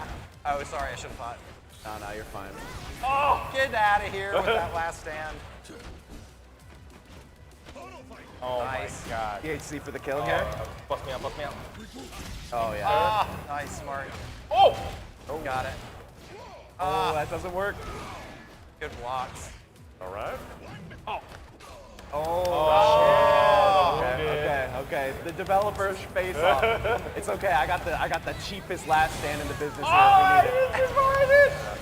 So you can die to chip now, right? Yeah, you can. Yeah, that's you can what, definitely if die I'm to down, shit. Definitely die to right, shit. and you're Is that still like up. just special moves and Since it's supers pretty or easy something to like knock that? people Special out of moves last and supers, stands, but the thing like is, Brom Darius can can shield flip and then I last wounded. stand behind So you. when anything does chip damage, so that you really just extra die. chip. Yeah, you just die whatever. Welcome to 2XKO. I know you're doing this game already. No. Pretty comfortable already. No, I want me just point? been, theory crafting.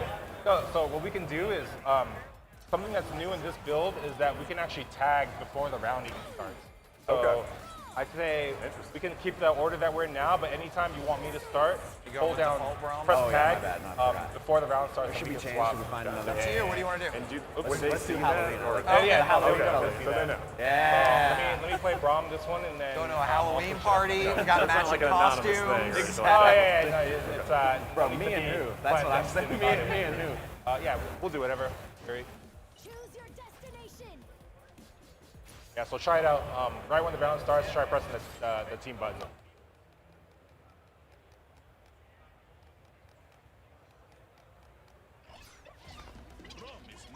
It's kind of cold up here. I'm feeling the AC. Yeah, well, about to turn up the heat. Oh, okay, let's go.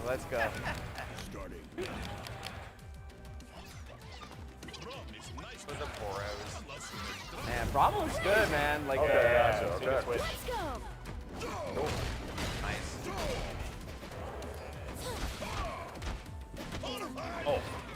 Oh, you gotta bust me out of this one. Got it.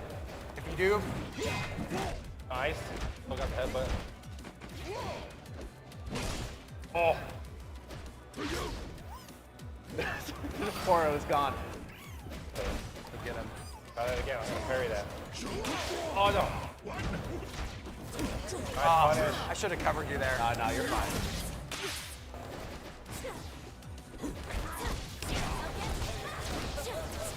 Trying to bring you in. Shield coming in. Ah, okay, we're good.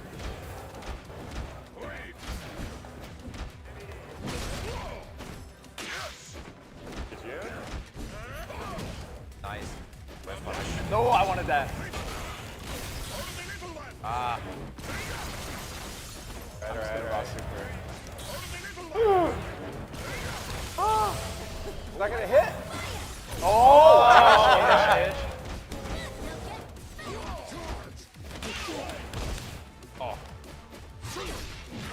What? Oh, really far away. You're good.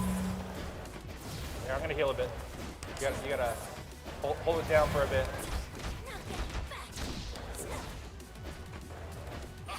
There we go.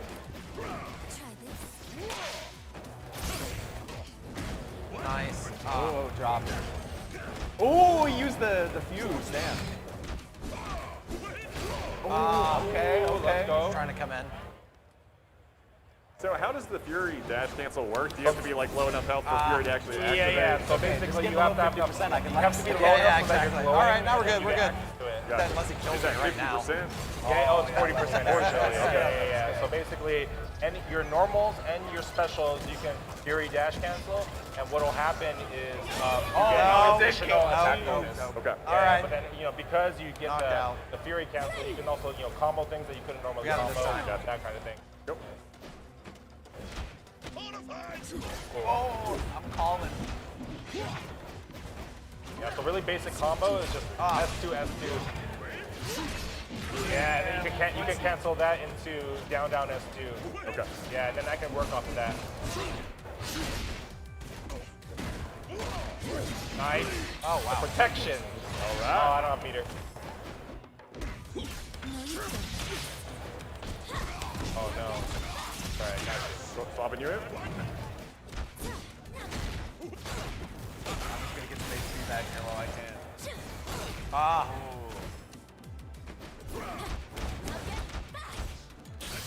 Oh no. Oh, what? Threw it. The shield. Wow. Oh, All right. Nice. Let's nice. go. Here, I'm gonna get you in. All right. When my last stand comes up, So you basically, shield, and I'll any go of in your behind it. combos with the super, I have was meter nice. to double down. So I might need to get back in because you're gonna be Yeah. hurting. Fair enough. Yeah. But yeah, you can do your cancel now. Very nice. No. Oh, that's not a combo. Oh, there we go. Don't you try to come in. He's listening. It's not fair. Saving the homie. Still alive.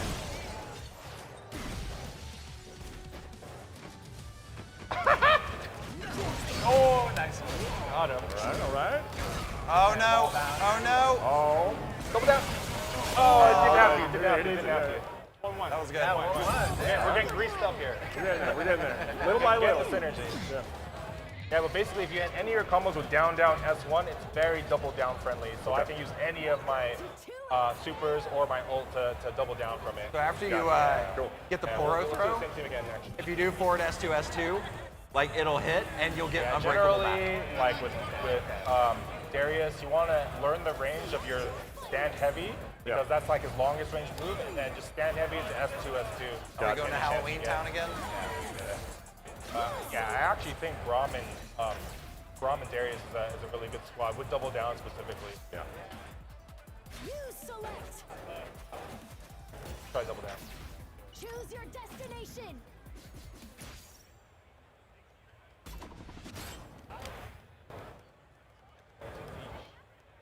The beach.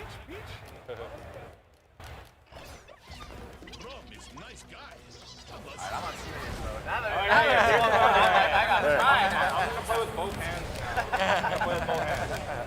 All my fingers. Can they hear us well on the stream? I'm curious. Maybe. Maybe it's just. Anyway, someone asked what is double down in DHC, man. Yeah, it's just combining supers. Ooh. And also, if you're in trouble, down S2 has armor, so that's like your panic button. Gotcha. So yeah, do forward S2, S2. Oh, he burst, of course. Oh, yeah. Nice. Oops.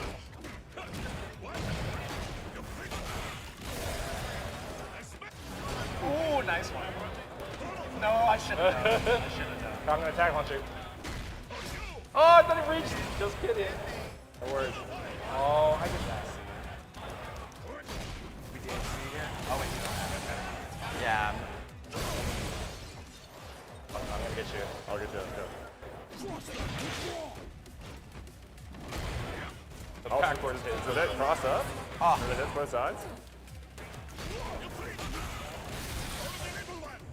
Am I gonna hit? Oh my god. It's looking a little bleak, boss. Nice. We got the wall bounce now. go. Ran right into that. My HP. This is gonna work. All right. This is gonna work. Oh. Barely.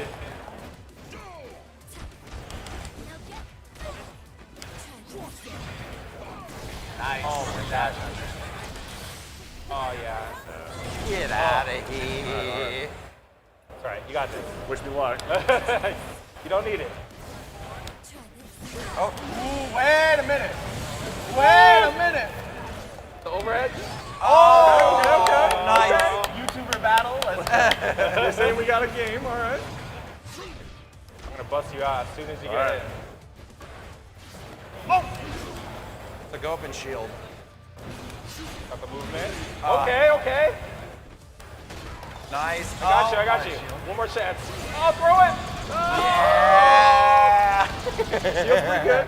Shield's pretty good. I like it. It's good. Ready. Let's go. Yeah, I bust you out last one, but I can't bust you out now. All good.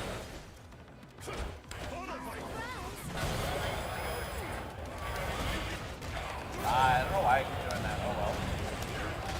Ooh, man. Oh my god. Oh, nice. That's a couple damage. That's all right. Might kill him. Yeah, so you can push block if you are blocking. Just press forward and L and M. Oh, it's close. Push block tag is a good one. Nice. Good bait. Oh. What's up here? All right. We got this. Developer battle. Yeah, we got this. Oh. Thank you, sir. Yes, sir. Oh. Distraction tactic. You did. Definitely worked. Oh my god. All right. Still healthy. Oh! Thanks. Oh. Ooh. Live. DHC in. Is that gonna Nice. kill? Very nice. Oh my Very god. nice. All right, this is going to be pretty uphill. Oh. It's going to be very uphill. Oh no, that was a bad time. Okay, nice. Wait a minute. Okay, got the wounded on him. Cross up. All right, nice one. There, I'm gonna try something more limber already? for our next match. I think that was a 2 out of 3. All right, new set. So I might switch. yeah, I'm gonna go with I'll go with Echo the next one. But Gotcha. you can stay on Darius. Okay. Yeah. You want me to stay on point? Whatever you want. You want me to get on point? Yeah, I want to see what the master is like at work. Yeah. Let's do it. All right, they're switching. Should we switch too? I like being a Lowy anchor. Yeah, what do you think you're gonna fuse for this one? You do it. Which one have you been It's your comfortable with special day, so man. far? We can do whatever you want. I like double assists. Just it's nice to throw some stuff out. Yeah. there. Let's do it. Or Fury. We gotta find the good Yeah, doublers. Yeah. I think 2x Assist or Fury are good with this team. So we I can do kinda it. like this one. Yeah, let me pick the white one. Which one? Let's coordinate. Is that the same? Alright. Yeah. Green? Do I have a Assist, green? Fury. Yeah. Pink Two is about X the sounds good. closest thing I have. Yeah, I think that looks good together. Do DHC again? Yeah, let's do it. Double down. We can DHC into some tentacles. Had some pretty clutch plays with that. Yeah, double shoulder from Darius is actually really good. And yeah, if you put up the shield, I'll come in with Does Oh, it, yeah, like, yeah. armor through some stuff? or- Yeah, like and it gives you a really good reaction, you know. And it just really keeps them there, right? And it'll give me like block stuff to work with. Yep. Uh-oh, Echo. Yeah, Clockwork Echo is pretty scary. Yeah, Echo's gonna lie. pretty scary in the right hands. Like,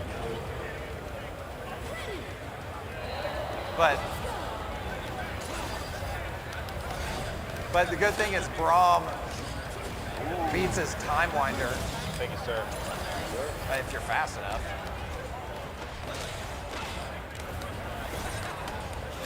Uh-oh. I gotta be good.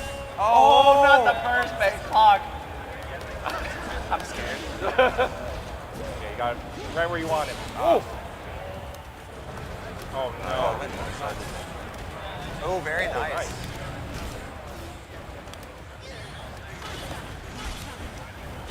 Oh, sit down. I was just kidding, dude. So yeah, when you knock down, I'll shield, and then like you can run up and Nice. throw or do whatever you want. Yeah, and if any time you see my assist hit, just handshake me tag in so I can work off of it.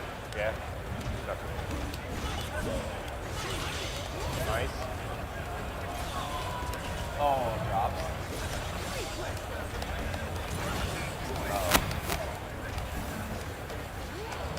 Oh, I tried to tag on it, bro. Uh-oh. Oh no. Fell out.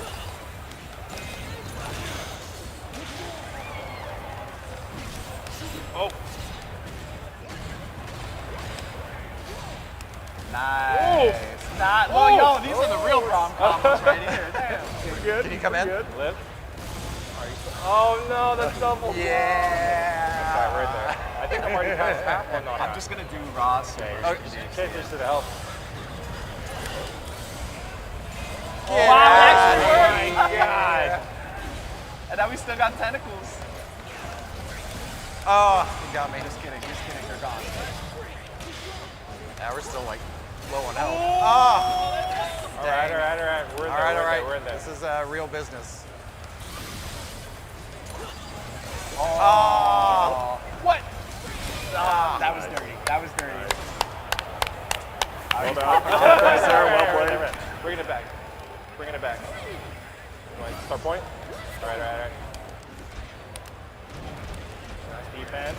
Oh, lost it though. Oh, you need a command grab with him. Nice. Gotta respect All it. right. So right, use unbreak. Ah, Gotta swap you in.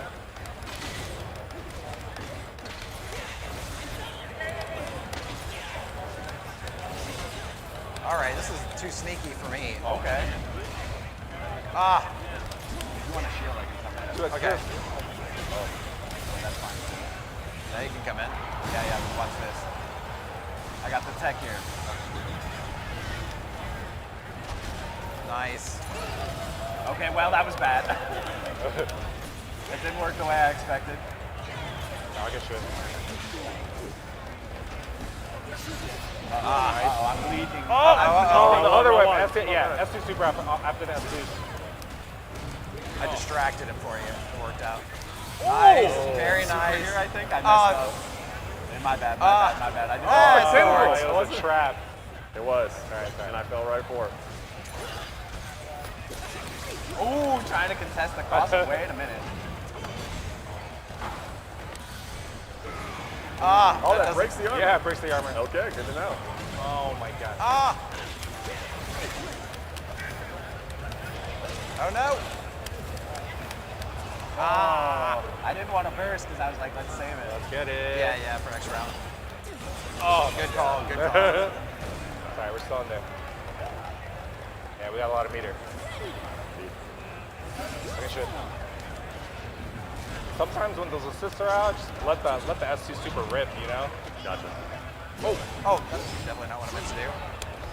Oh, he baited my the parry. bait, Trying. the bait. Nice. Baited my Oh, parry. damage. Let's get out of here. Gotta heal up. I'll let you that was deal gonna with be Clock's I know Echo. why I'm fighting clock. No. Clock's Echo is rough. Oh, Nice. No. Oh, Very my god. Advanced nice. combos? The birthday? I can't burst that, right? Oh my god, nah. Get Happy judged. birthday. Oh. That did so much. Oh, that did so much. Oh! All right, well, thank you, sir. So good. You can come in here. Not gonna hit. Oh, too high.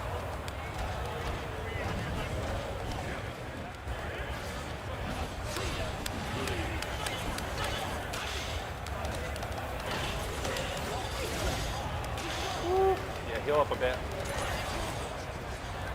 Yeah. Oof. Oh. Oh, space it.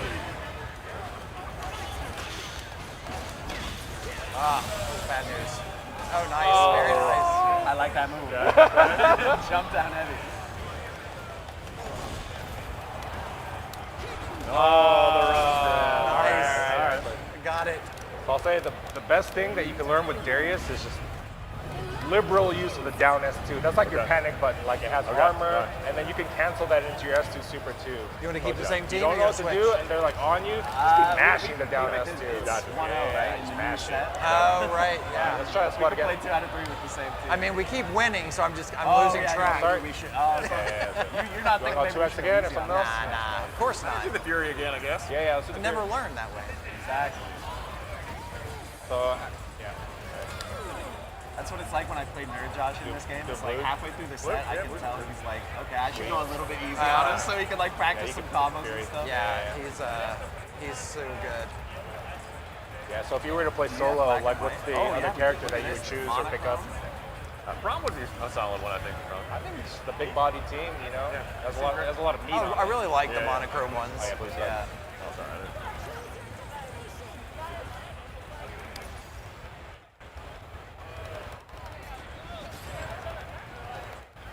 Are you guys tired of people telling you what champs to put in? No, we love it. So have you seen how we can like swap Give in us all pre-match of your now? recommendations. Oh, yeah, like Marvel. Yeah, you want me to swap you in? Sure. Just to mess with them? So the point is like in charge of it in duo? I think so. Pretty sure. Since you're in charge of tagging, so I guess. Yeah. Oh, There we go. All right, I'm leading. Oh, Very good. Luca's looking good though. Ooh! Get out of here with it. Yeah. Well, I mean, They they heard weren't that you, though, they tight, heard but yeah, armor through it, you know? Oh, that moves pretty good. Oh no. Down service second with command grab. You're good.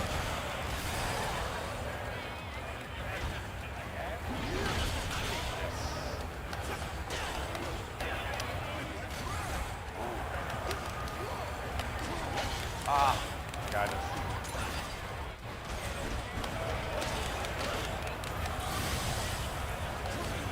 Nice. Uh-oh. Let you come in and deal with clock. Nope. I went for it again. Nice. I was like, I got this out. I want to land that throw.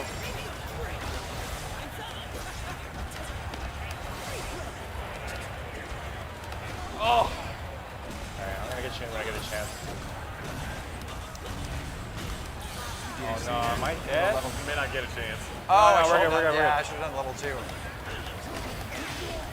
Oh! Nice blocks.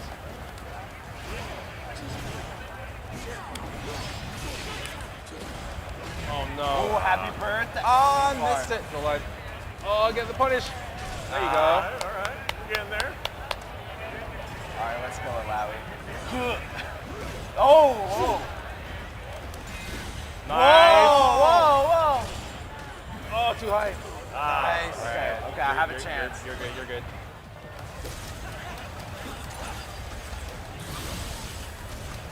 What? Oh.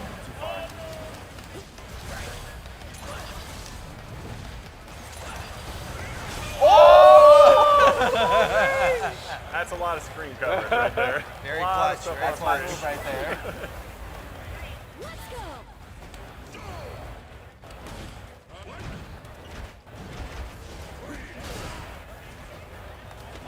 I felt that coming. Sorry, we'll hold on to the phase. Come in. damage is scaled. We'll hold on to it. Oh no, that's not good. Ooh. Yeah. You can end your air combos with an air S too.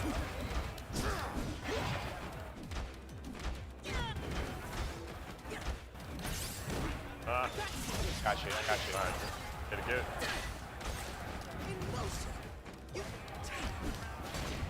Oh, what? Oh, nice convert. My God. Oh, missed it.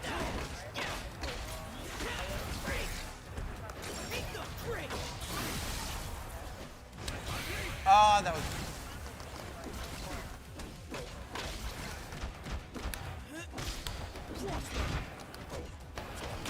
Got him.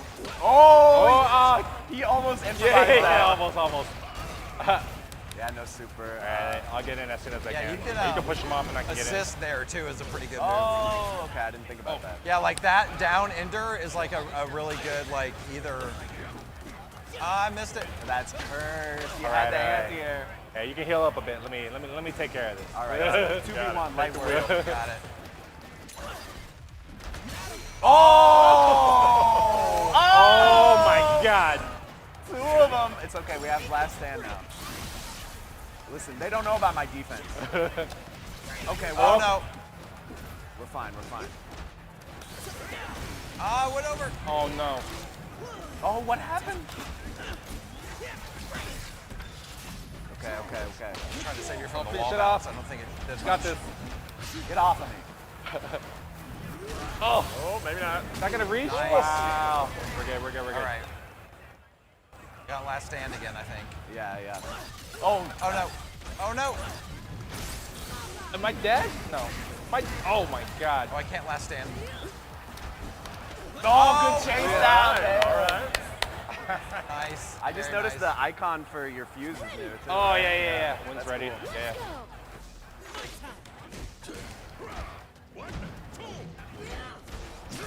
Nice. Protect me. Oh, the shield. Right. Taking you in? Yeah. Got this. Oh, a little. Ah, I totally thought it was gonna hit. Yeah, that's not real. Ah, Damn, he's too good with that. push blocking you into the time winder. Nice. Get him low. Oh.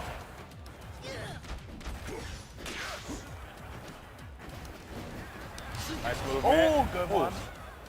Ah, Yeah. We've seen it. I deserve that. Oh, Aris too to end that combo. Yeah. Nice. Oh, the anti-air. I don't have meter, but. Oh yeah. Oh, the Poro.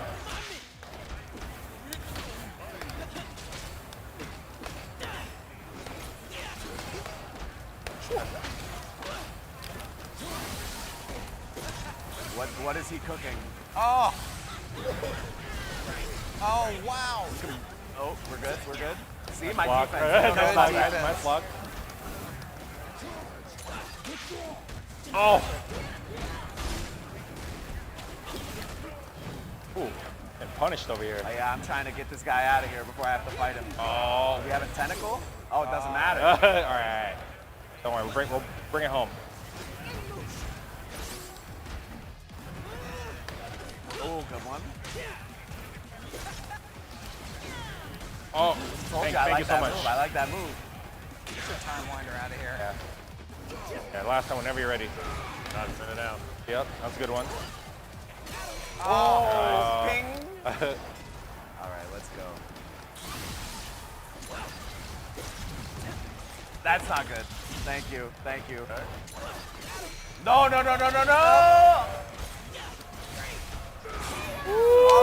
Good one. Good call. Not the chip. Is that 1-1? 1-1 again. Yeah, 1-1 again.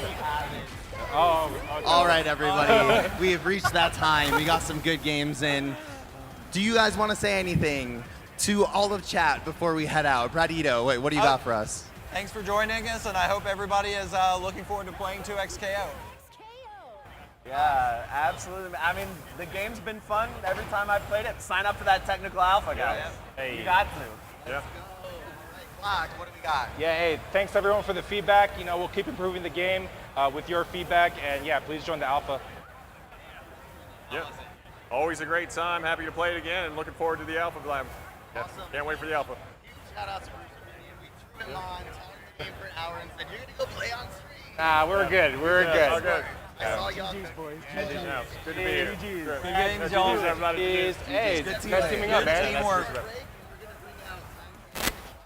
We're gonna bring out Tom Cannon and Shaun Rivera after a short break. So please tune in. We will be back soon. It's Jules JP. See you soon.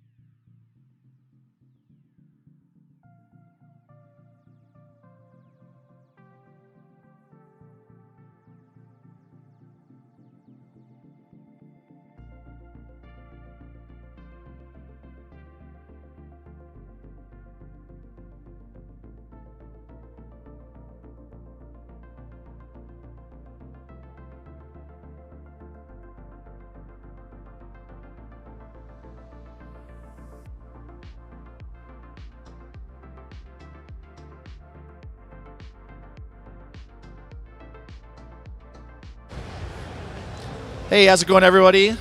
This is Shaun and Tom here. I'm Shaun. If you haven't met me, I'm the game director on 2XKO. Hi, and I'm Tom Cannon, executive producer for 2XKO. And it's a pleasure for us to be able to talk to you live, for everyone tuning in. We want to give you a little bit around the state of what we're doing with the game lately. Yeah, I'm going to kick things off and take us down a trip down memory lane first before we get going. It's so great to be here at Evo. We got a nice little crowd. Can you guys hear me okay? Yeah? No, not at all? All right, we'll watch the VOD on Twitch. It's going to be awesome. And so, yeah, I got on my little click here. Let's get going. And so, let's start from the very beginning because it's been a bit of a journey. And this was my childhood, right? I grew up, I was a 90s kid, grew up in, New Mexico and California.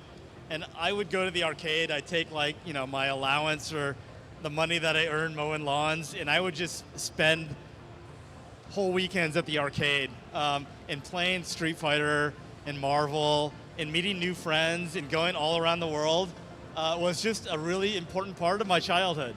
It left a mark on me. It was a really special time. And so, when I got a little older, a little slower, Tony and I both decided that we would just do whatever we could to help make fighting games better for everyone and carry that experience forward for as many people as we could.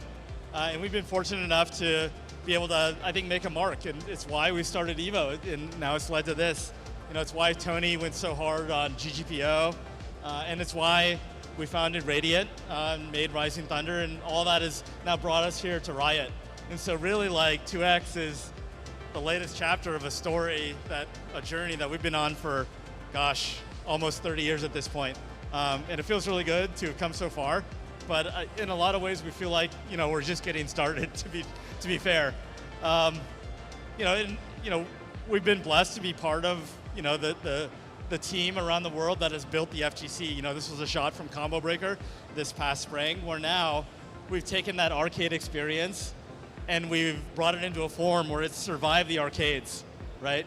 And now you have that experience of coming together, competing, but then leaving as friends, and it's happening all around the world. And players built this. We have built this. This is ours, right? It's something special, and it's something that we want to continue to help support. Yeah, you all built this. Yes. You built it. You built it. Damn right. You know what I'm saying? You all watching built this. And so there was a point in our journey where we felt that we were having a lot of success and things were snowballing and things were great. But there was a struggle of getting GGPO really adopted. Those who've been around and have been carrying the GGPO banner for us, it took us honestly 10 years from that very first GGPO prototype to where now it's a standard. That's a long time, right? And that sort of made us realize that if we wanted to continue to make an impact, we couldn't be outsiders. We had to get in there and we had to try to make our own video game, right? And so that is literally the reason why we quit our jobs as developers in Silicon Valley and decided to see if we could make our own video game. We really felt that we needed to be able to influence the whole picture, not just the event scene, but the game itself. Let me go back. There we go. Man, we had no idea how hard that would be. We thought, we know fighting games. We've done some successful things in our careers. It's been a long, winding road, and progress is never straightforward, and that's what we've learned. A lot of the times it's 2 steps forward, 1 step back, and sometimes it's 3 or 4 steps back, and then you have to regroup. But I'm just thrilled to say that we're further along in this journey than we've ever been. And some of you who have been along for the while, you've seen the various games that we've made, right? Back in 2017, 2016, right? Rising Thunder. So Rising Thunder was our first take at can we make a video game that's fun, and can we really bring excellent high quality netcode, and can we lower the skill floor while still keeping the juice, still making a great, excellent fighting game. And what we've learned from Rising Thunder was that approach will work, but it takes a whole lot more. I think we were successful at getting a game that people could get excited about right away with one-button specials, but to be honest, there wasn't enough at the high end. And we found that the best players really mastered the game very quickly, and there wasn't enough for them. We shipped just 6 characters. And so a lot of part of the early R&D when we were thinking about like what's next was how do we not just lower the floor, but still leave a lot to explore and a lot to discover, and especially around like things like one-button specials. How do we build the game around that so that it still feels good? And that led to our first take at Riot.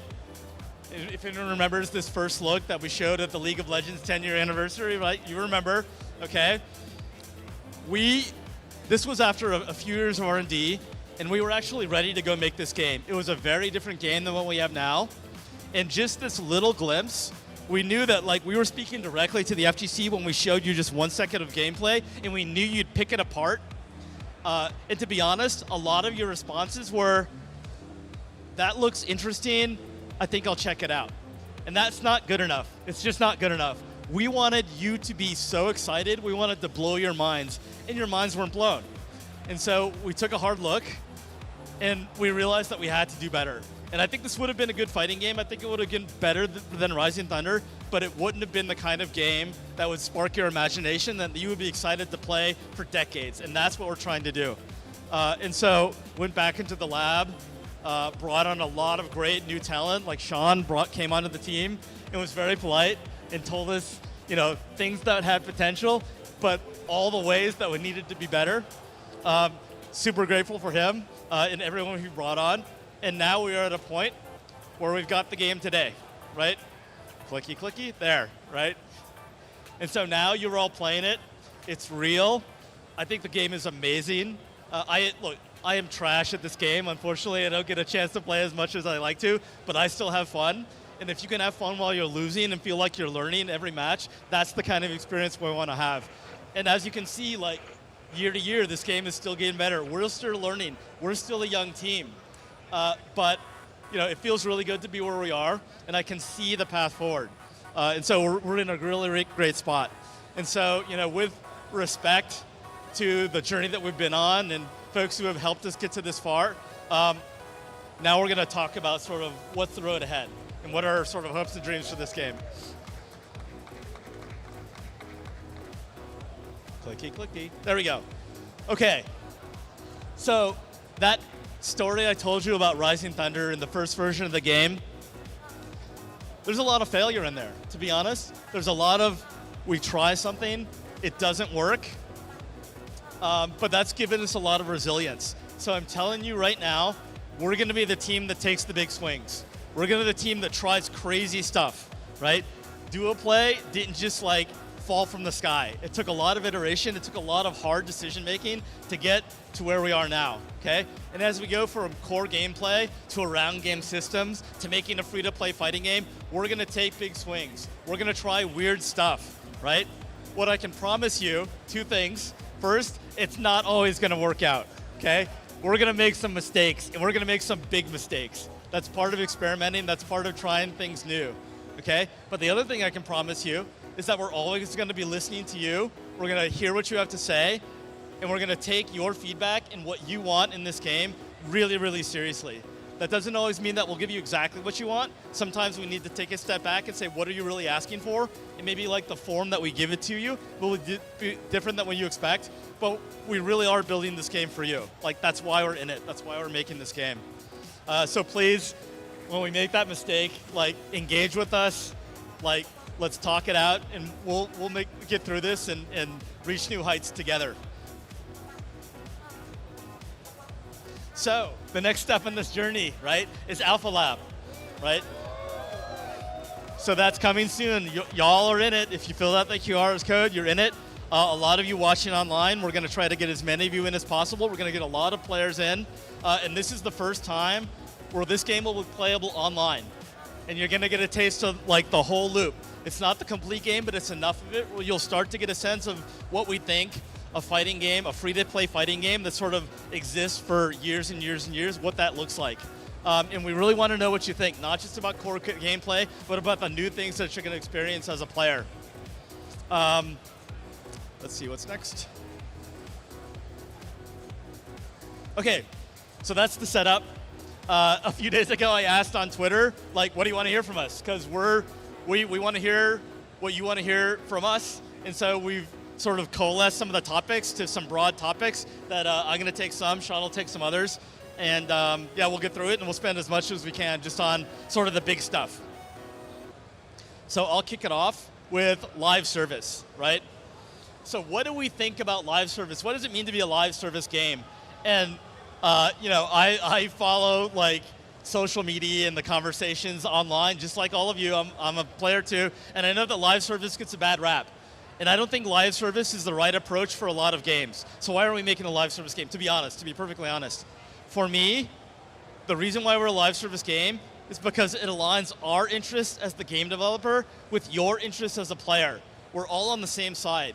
As a player, you want a game that you can play, that you can really get into, and you know it's going to be around, and your investment in mastery or learning that character or just really going deep in the game is going to be rewarded, and you're not going to have to throw it out, right? And unfortunately, that's kind of a problem with the sequel-based industry, is the games have to change. And sometimes change is great, but sometimes you really love that game and it changes it out from under you, and you kind of have to go along with it, right? And so that's why we're live service, and that's why we're free to play. Right? We want to make it very easy for you to get in, for you to get your friends in, and like if you're like not sure, like I don't know if I want to play a fighting game, we want to knock down every possible barrier so you can see if it's for you. If it's not for you, that's cool, right? Because we are making this game for people who love fighting games, okay? So that's like our core principle behind like how we're gonna build and operate and build this game like with you, right? And we'll have lots of detail closer to launch, but for now I just want to like table set, right? That we really think the best match for a fighting game is a game that grows with players and that we're constantly having a conversation with together. Part of live services, of course, is like, how do you make money, right? And we're free to play, right? And so I want to talk sort of broadly about monetization.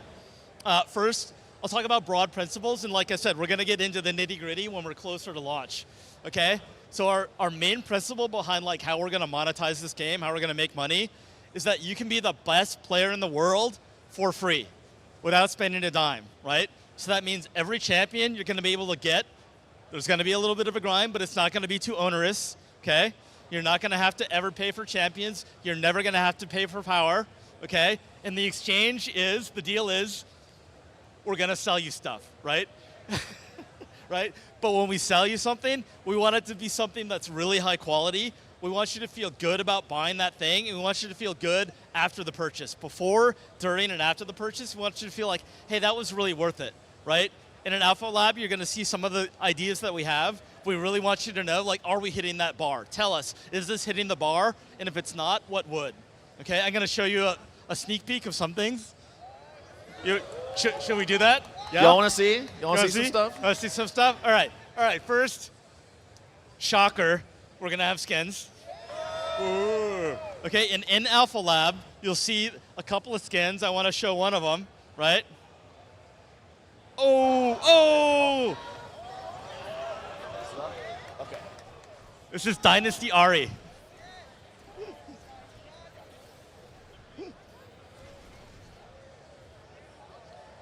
So for skins, we're seeing what lands. You can see like we've changed the model, okay? We've changed the VFX. They're all pink, right? How does that work for gameplay clarity? Can you still see what the moves are, right? We feel pretty good about it. We want to know what you think, okay? And you'll be able to earn Dynasty Ari in the intro battle pass, the summary battle pass that we have in Alpha Lab 1. There's some other goodies there, but we want it to be a surprise. You guys want to see that one more time, maybe? Yeah? Okay, let's run it back.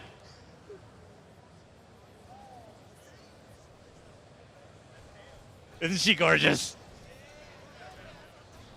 When you get a skin, all of our skins will have the 9 chromas that we have, and we may even have some special edition chromas that you can earn, right? If you are an Ari main and you just love Ari, you one-trick Ari, we want you to be able to show that by showing off a custom chroma, right? Chromas are what we call palette swaps. That's just like Riot language. Okay? You want to say something, Shaun? Yeah, I just want to underscore like what you saw. You noticed that her orbs were red, right? They're a different color. Her swipes were as well.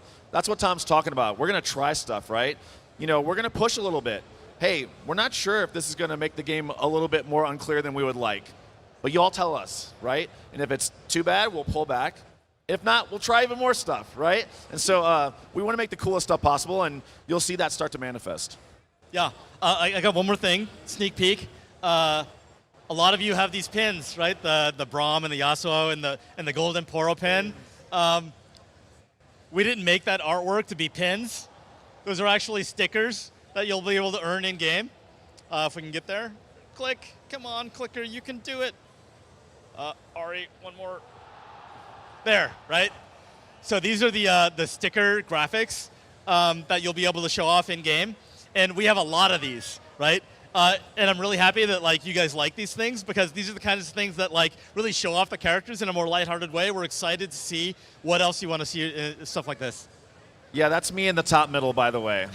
I'm losing all the time. That's me. So I'm excited to share a lot more with monetization, right? But now is not the time, right? For now, we're focused on online play and the around game experience. And then, like I said, as we get closer to launch, we'll share more of our plans. Okay, so I'm going to hand it over to Shaun to talk about core gameplay. All right, let me hand this. All right, thanks, Tom.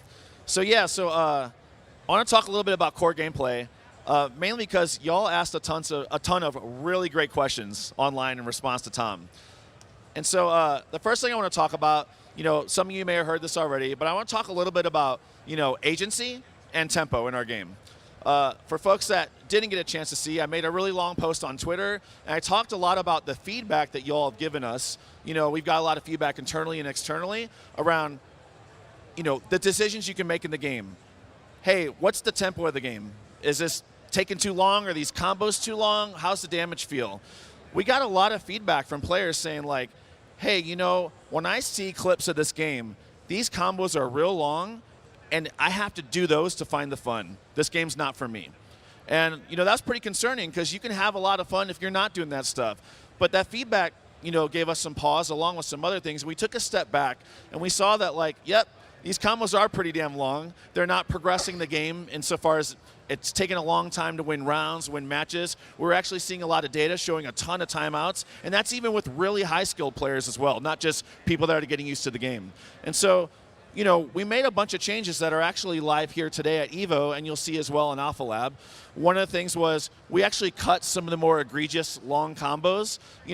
We still want you to have the juice, as Tom said, right? We want you to have that creativity, but we also don't want you to have this really long period of zero or even low agency, and it's not even fun for spectators to watch a lot of times. So we pulled back on some of those outliers. We also improved special damage. We increased special damage. If you don't know a combo and you just hit S1 with allow and you slam the hell out of them with those tentacles, you're going to do some damage, right? And that's great. We want you to feel like you're doing damage, you're progressing the game. And then, yeah, even if you do a short combo, those do a little bit more damage as well. And we paired that with the combo length reduction, and we also added pulse fuse. We heard a lot of players say like, hey, even though there's no motion inputs, again, like, there's a huge gap between the things I can do and feel like I'm playing the same game versus what I'm actually seeing in these videos and on these streams. And so we added this auto combo fuse that lets you mash light, medium, or heavy, and you'll get like a combo in an air combo, or you'll get a combo into like a super or another one into an ultimate, as long as you have the meter. But you can actually switch between these lanes as well. You can get into the air combo, then switch to the medium, and then maybe do a different super, or do the ultimate. And so, also though, you don't have to do that. You can play with a friend, be like, yo, let's pick pulse, do some really sick stuff. Meanwhile, you're just styling. You're styling with all the stuff that you learned, right? We think it's so important to be able to learn this game with your friends. And this was, based on all the feedback we've heard from y'all, hey, this is another way we can get that more quickly find the fun, learn the game. And then you can always just, at any moment while you're using Pulse, hey, let me try this other combo. Let me switch in the middle of it and do something manual. And then maybe at some point, you'll be excited to try a more advanced fuse and also learn the combos more manually. And so that was really the goal. But again, it's just the first iteration of this constellation of changes. And I can't wait for you all to keep playing here and let us know what you think. Play in Alpha Lab as well. And again, like Tom mentioned, we're a live service game, so we will constantly be listening and constantly be making changes to improve the game over time. Yeah, just like everything that Shaun's saying, it sort of goes back to our principle of like, fun at all skill levels, even high level, fun as for as many people as possible for as much of gameplay as possible. Like, if you are a lab monster and you want to optimize everything, you will have an advantage in this game, and you should, right? But right now, what we've seen is the gap is too big. And someone who's brand new or someone who's just getting into this game, you know, if you do like a quick combo into super, you should be able to feel powerful, right? And so that's sort of the balance we're trying to find. And I think, you know, we're closer than we've ever been. And, you know, you tell us how we're doing.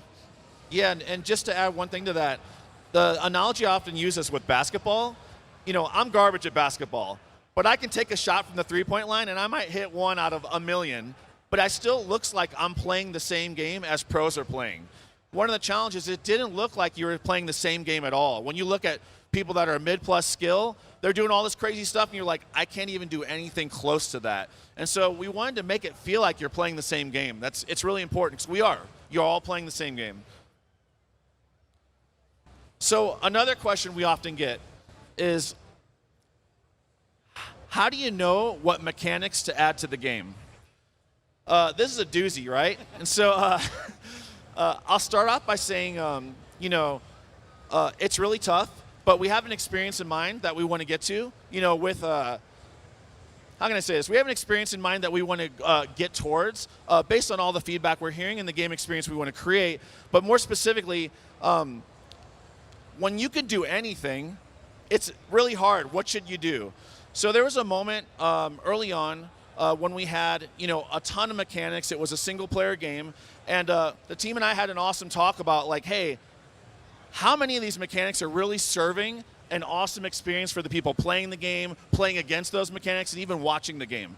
And we realized a lot of the stuff that was in the game just wasn't cutting it. It wasn't making our champions feel amazing or fun or even a great game to watch.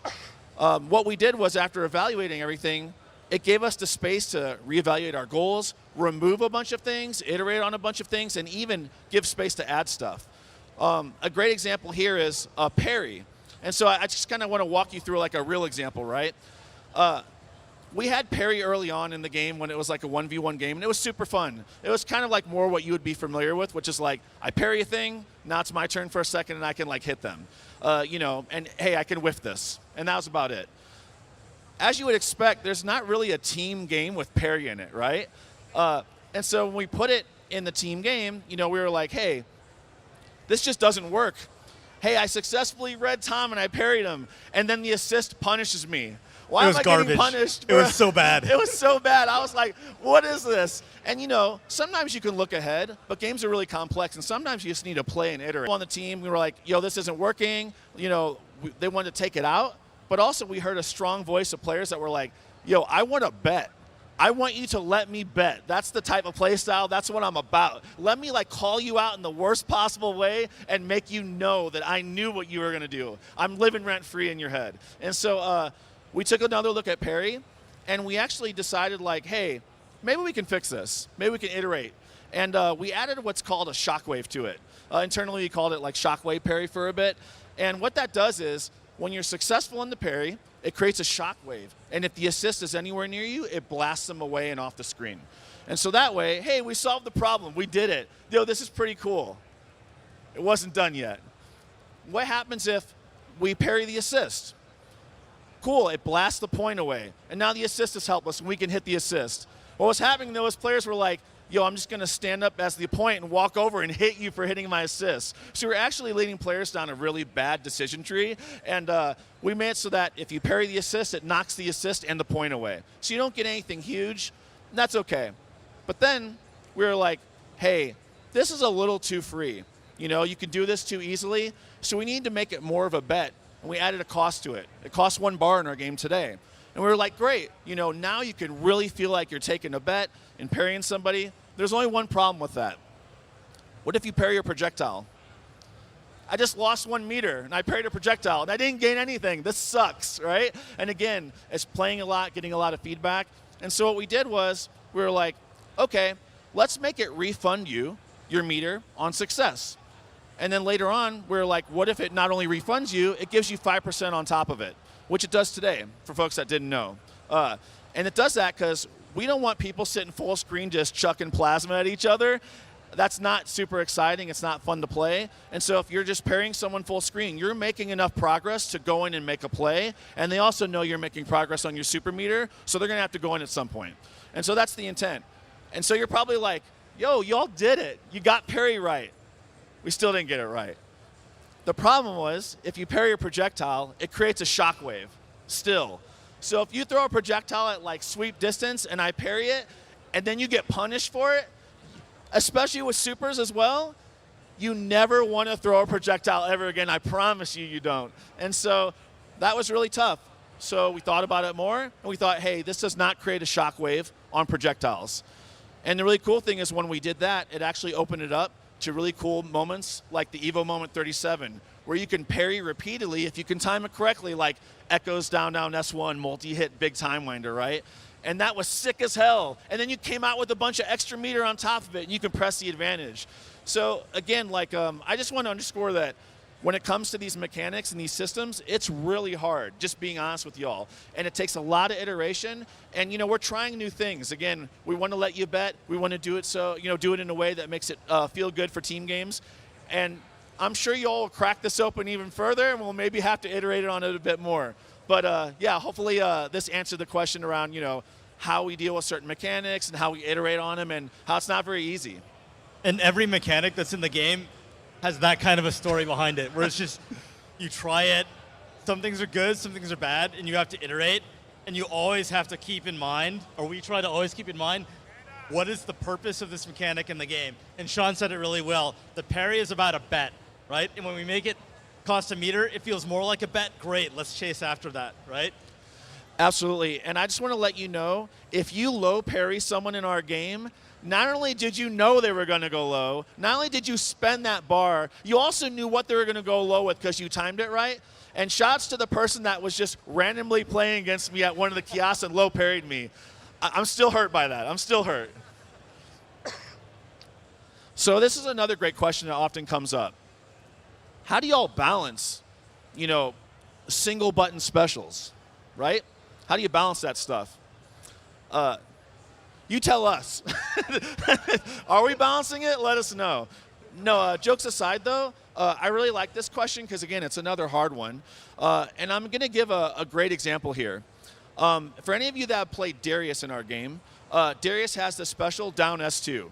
He smacks you away, and he's got a big hit of armor, like one hit of armor, and you can even cancel it into your down, down S2 super and do a big chunk of damage and put him in bleed. But while back before Darius, we had a character in the game that had an invincible uppercut as an assist. And boy, oh boy, was that degenerate. Not only was it degenerate, because you could handshake tag at any time, you were like, hey, did you block this? Guess what? It's still my turn. You got hit by it? Guess what? I'm going to combo you up. Maybe I'll switch. And the worst thing about it was, hey, like, I uppercutted you, you blocked it. When am I going to handshake tag? At some point in the sky on the way down and do an overhead? It was really powerful. So powerful that the correct answer was don't attack if they have their assist up, right? A lot of the decisions we make when we're designing the game are we want to incentivize action because we just think it's more fun. And something like that really stifled the game. So with Darius, you know, we really wanted to show off, you know, that he's got armor on his running heavy attack. He's big, he's strong, he's burly. And giving him that armor on his down S2 kind of simulates, you know, that like, oh, get off me moment, but it's not as degenerate as a completely invincible uppercut. However, just like anything, we learn from it. If you've never seen that move in the game, you can throw him out of it. So if he tries to do it on wake up and you throw him, you will win. You can punish it on block. Also, it's one hit of armor. So you can, if you have a multi-hit attack or a bunch of quick jabs or you're attacking with an assist, you will beat him. Also, he cannot call an assist while he's doing that move, right? To stop those degenerate cases that we've seen through playtesting. So we've had to make a lot of changes to that move, and it's still really good. Trust me, it's really good. But that's just kind of what I want to talk about of how hard it is to balance, you know, just a special that you can just press a button and do. It's not easy, but, you know, we will continue to hear feedback, play, and iterate. And you're going to hear me say that a lot, but that's really how we got to a better place. Yeah, I mean, that's how we got here, right? Is, you know, even the idea of like a team-based fighter, when we're like, hey, we have to put this game aside and think about what we're doing. Like, team play was an idea we'd kicked around, but it wasn't the obvious solution, right? And what we've learned is being able to describe the kind of experience, like what the feeling we want you to have when we play the game is, and then just trying things and iterating and chasing and being really honest about this isn't working, we gotta like dump it. But when we see something that is really good, like a parry or like that Darius like armored uppercut, right? We just follow sort of what's working. And it's such a great like call out when like I'm like, hey, I got you because I'm doing the Darius down. It's armored, and then you just hit me with 2 jabs because you knew I was gonna do that. And I'm just like, right now we gotta go to the next loop. Like that's the kind of game we want. We call it like conversational gameplay, where it's like I know that you know that I know that you know, right? And we're playing each other, not just like the kits of the champions. Yeah, absolutely. We really don't want you all to feel the levels. Gotcha. I know you did that. Cool. I'm gonna do the thing that counters it. And on that note, I want to talk really briefly about 2 types of counterplaying games. You have strategic counterplay and mechanical counterplay. And this is really important because I want you all to really vibe with how we think about this stuff. So mechanical counterplay is often like, hey, they did this move, I do this other move to beat it, right? It's really easy to understand. Hey, they jumped at me and hit a button, I uppercut them, right? Very simple. But strategic counterplay is a little more complex. Hey, like in our game, we have retreating guard where you can move backwards while hitting back plus dash while blocking to create some space. But strategically, you're moving yourself into the corner, which is a really tough place to be. And often, strategic counterplay is not very visible. So we're keeping both of these things in mind. Sometimes things will have a mechanical counterplay option for you, but sometimes you have strategically put yourself in a bad spot, and there's actually not a good mechanical solution. You have to wait it out. And that's often hard to see, especially early on as you play the game. But yeah, I just wanted to let you all know that we consider those things as well. Uh-oh. Okay. All right, so next we want to talk a little bit about champions. No, don't get your hopes up. Go, calm down. It's not anything big. I promise you. Brahm's smiling, but let's calm it down. Yeah, we got a lot of questions about champions, right? And so, of course, we want to talk about that stuff when we can. The first one, wait, did I skip one? I want to double check. Okay. The first one is, hey, how do y'all decide what champ goes in the game? That's a common one, but it's a great one. I really like it. Some folks may have heard us talk about this already, but again, I just want to speak to all y'all and folks that may not have heard this. We think of a lot. There's a lot of considerations. 2 really important ones are, zooming up for a second, we think about it in a way of, hey, there are a lot of people that want to play our game. Is there a huge group of players that we're underserving? And how can we serve that group of players? And so one of the ways we serve our players, serve you all, is, hey, like, we add a champ that provides a mechanic that is not in the game that some huge number of people is excited to try, or there's a thematic side as well. Hey, the way this champion looks, what they wear, what they identify as, what ethnicity they're signaling, how they talk, their attitude, their vibe, their demeanor. Those are all things we consider as well. Looking at this image, Brahm's coming in from the top ropes, right? But, we've heard a lot of comments like, hey, y'all have a lot of big bodies in the game right now. There's not a lot of champs. And so, for us, it's not just about like, oh yeah, we're gonna stack this with big bodies. For Brahm, as an example, it was, hey, we heard a lot of feedback that folks want a champ that's defensive. We want someone defensive, and more importantly, with duo play, I want to be able to protect my friend, And so we're like, hell yeah. But it's not just hell yeah for that mechanical reason. Brahm's a hero. He's really outgoing. He's happy, but he'll get serious and protect his friends. And he comes with the poros, and they're cute as shit. You know what I'm saying? I mean, he can throw a poro at you. You got to hold that literally, right? And so, adding all these different things to the game seemed like an amazing opportunity for us. And it's the type of thing we think of when we're looking for any champs. And on the topic of big bodies, I promise you, we got some stuff that's coming that is not just big bodies that you all are going to vibe with. I promise you. Quote me on that, right? And more specifically, we want folks to say like, oh my God, that's Brahm. This is who I've been waiting for. This is my main. Y'all are going to die now when I play this champ, right? We want that feeling from everybody. And so we want to serve that as much as we possibly can.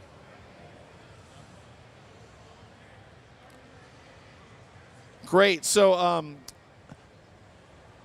another question we often get is, hey, how do y'all decide on what the champion kit's going to be?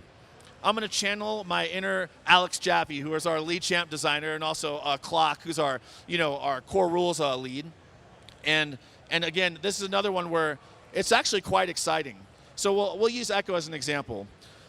We have champ pods, and that's just a group of developers that's dedicated to bringing this champ to life.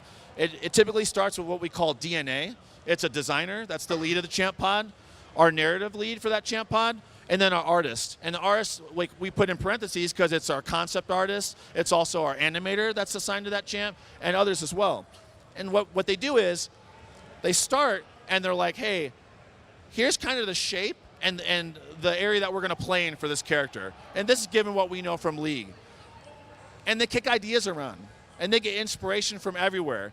And I just want to call out, for folks that don't really know about what design's about, in this particular case, it's not the designer's job to say like, hey, this is the kit, everybody, we're going to make it. Follow me, this is what we're doing. It's the designer's job to get the best ideas possible from every single person they can and allow those to bubble up and allow the feedback to shine and then see what the best outcome could be for players. Yeah, just as an example, so it's super collaborative across all members of the team, not just design like you're mentioning. That DNA team starts with like, who is this champion? Like for Echo, it's like, who is Echo? He's a punk genius, right? He outsmarts you.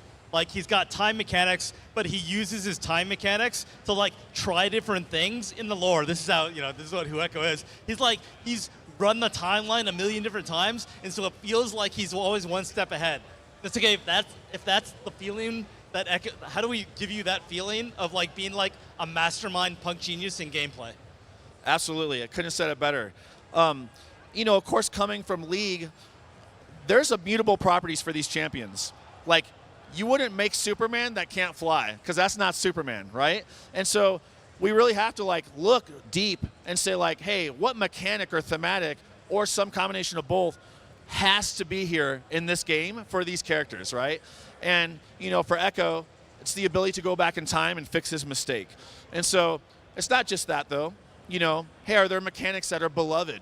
And some of the mechanics in League of Legends and MOBA are really set to serve the MOBA. Like, we can't add a CC, a crowd control, a stun, like to every single champ in our game. That's not going to be super fun. So we have to find unique ways to do that, right? But with Echo, again, I'm talking about Alex. Alex was the lead for Echo, the design lead. And Alex was, jamming with the DNA of the group.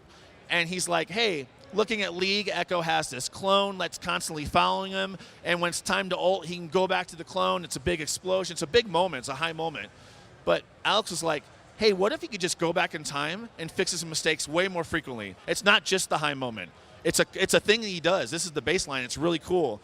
He quickly prototyped, everybody was in agreement, he quickly prototyped this thing up where just on an existing kit we had, you could make a clone and go back to it, and it was the sickest. We were like, yo, that was the moment. It was like, this is it. And we were like, does this actually exist in any other fighting game? And we really couldn't, they might, but we couldn't think of anything at the time, and we were like, damn, this is awesome.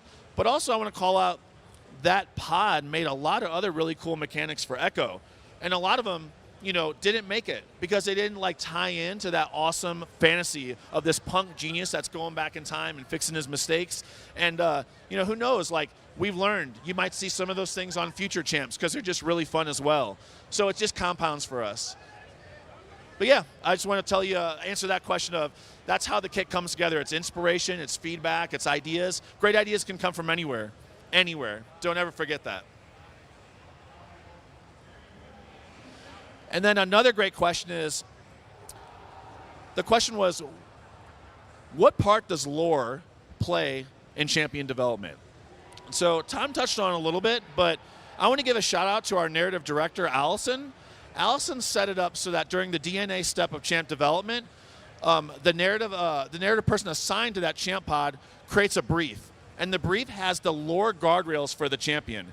Here's what the champion's about. Here's their personality. Here's what the champion is not. They will never do this. They will never act this way. And that, I can't tell you all. Like, once we got that, it let everybody run wild. It also let people push the boundaries. Hey, but what if they did this other thing, you know? And I think it really helped us hone in and do a much better job of making champions that are resonant. Yeah, and so this process, this DNA process, is something that we've adapted from League of Legends. Works really well there. One of the ways that we're customizing it for a fighting game is in that champion brief. We're really clear about, like, what is this champion's struggle? Like, what are they about, right? Like, for Alawi, she's always, she believes in, like, life in motion. Like, and you see this come in her dialogue. She's like, what, life is like motion, not peace, or something like. And so Alawi is, like, on a mission to, like, find you and test you. And if you're in a place of rest, she wants to get you out of there, right? Like, Echo is all about protecting his neighborhood and protecting his friends, right?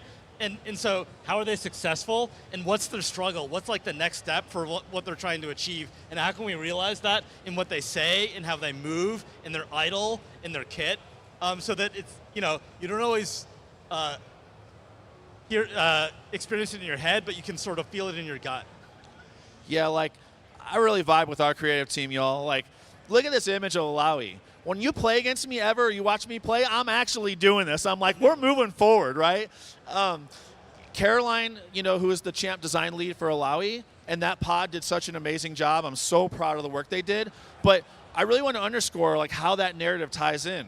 You know, for Alawi, always moving forward doesn't mean that Alawi is this puppet character that's just hanging back, creating full screen tentacles, not having to be near you. Caroline was like, no, Alawi has to get in there and use her S2s and connect, whether on hit or block, to create these tentacles and keep pressuring you and moving forward to activate them and fight with her god, Nagakaboros. And so I thought that was so cool that anytime that all comes together like that, you can see and feel it in how they play and how they act. It's really special.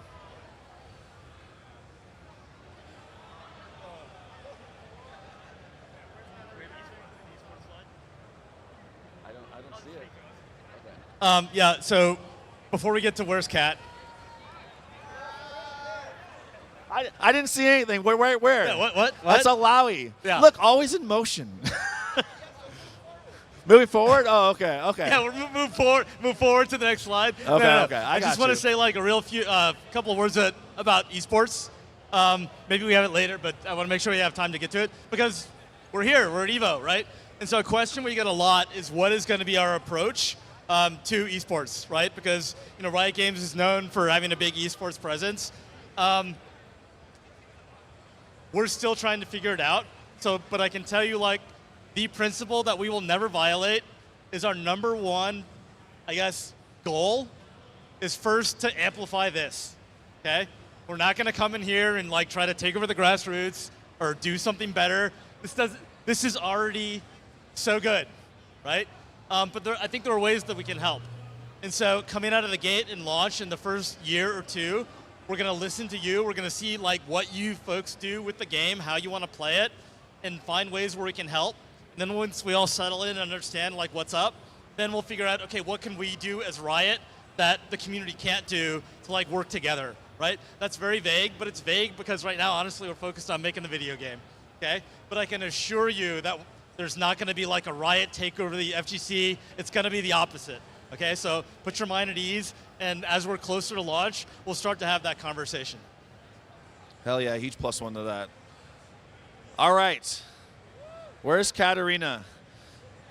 So it's a question we get a lot. For folks that don't remember, I think it was during the League 10-year anniversary, where this game was first shown, this was a part of that brief video. You got to see, you know, Katarina, you saw Jinx there, and we're always like, we always hear, like, where's Katarina? Or we also see, like, you know, here's the confirmed champs, and it's all the champs you can play today, and there's, like, Katarina with a question mark or something next to it.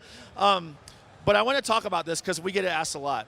And so I think it's really important to give another glimpse into game development and how this game's been developed. So early on when the game was 1v1, you know, there was a time, like I mentioned, when we reviewed all the mechanics, there was actually a time when only Katarina was playable. And the quickest way for us to test new systems and mechanics were just to add them or tweak Katarina and play mirror matches. And that was it. Like, that's how we could move real quickly. And I say real quickly, right? In that sense. And so over time, Katarina became like just inundated with so many mechanics and systems and things on her. I was probably responsible for a lot of the really egregious last ones. And so sorry for any pain I caused to the internal team. But yeah, like, and one other thing I want to mention too is I'm a huge fan of Katarina. When I joined Riot, I just hit my 12-year anniversary. My profile pick was Mercenary Katarina. So I love Katarina. And also, as I mentioned before, Allison, our narrative director, also loves Katarina. We got a lot of Katarina fans on the team.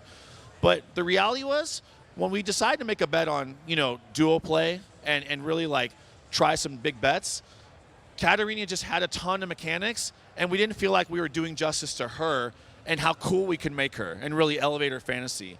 And so, as a result, she's not going to be in for the launch roster, right? And it's because we would have to remake her entirely, right? The stuff you saw was from a really old version of the game, and we're like, this is, like Tom mentioned, our bar is really high. It's just not good enough. And I wouldn't let the team release a Katarina that I didn't think was sick as hell, that all the people that love that champ would be like, yo, my main's here. Y'all did her justice. And so I just wanted to call that out, right? Anything you want to add? Yeah, you remember when Shaun was talking about that OP invincible uppercut? It's Katarina doing that, right? That's Katarina's assist. So where's Jinx? This is another question we get asked a lot.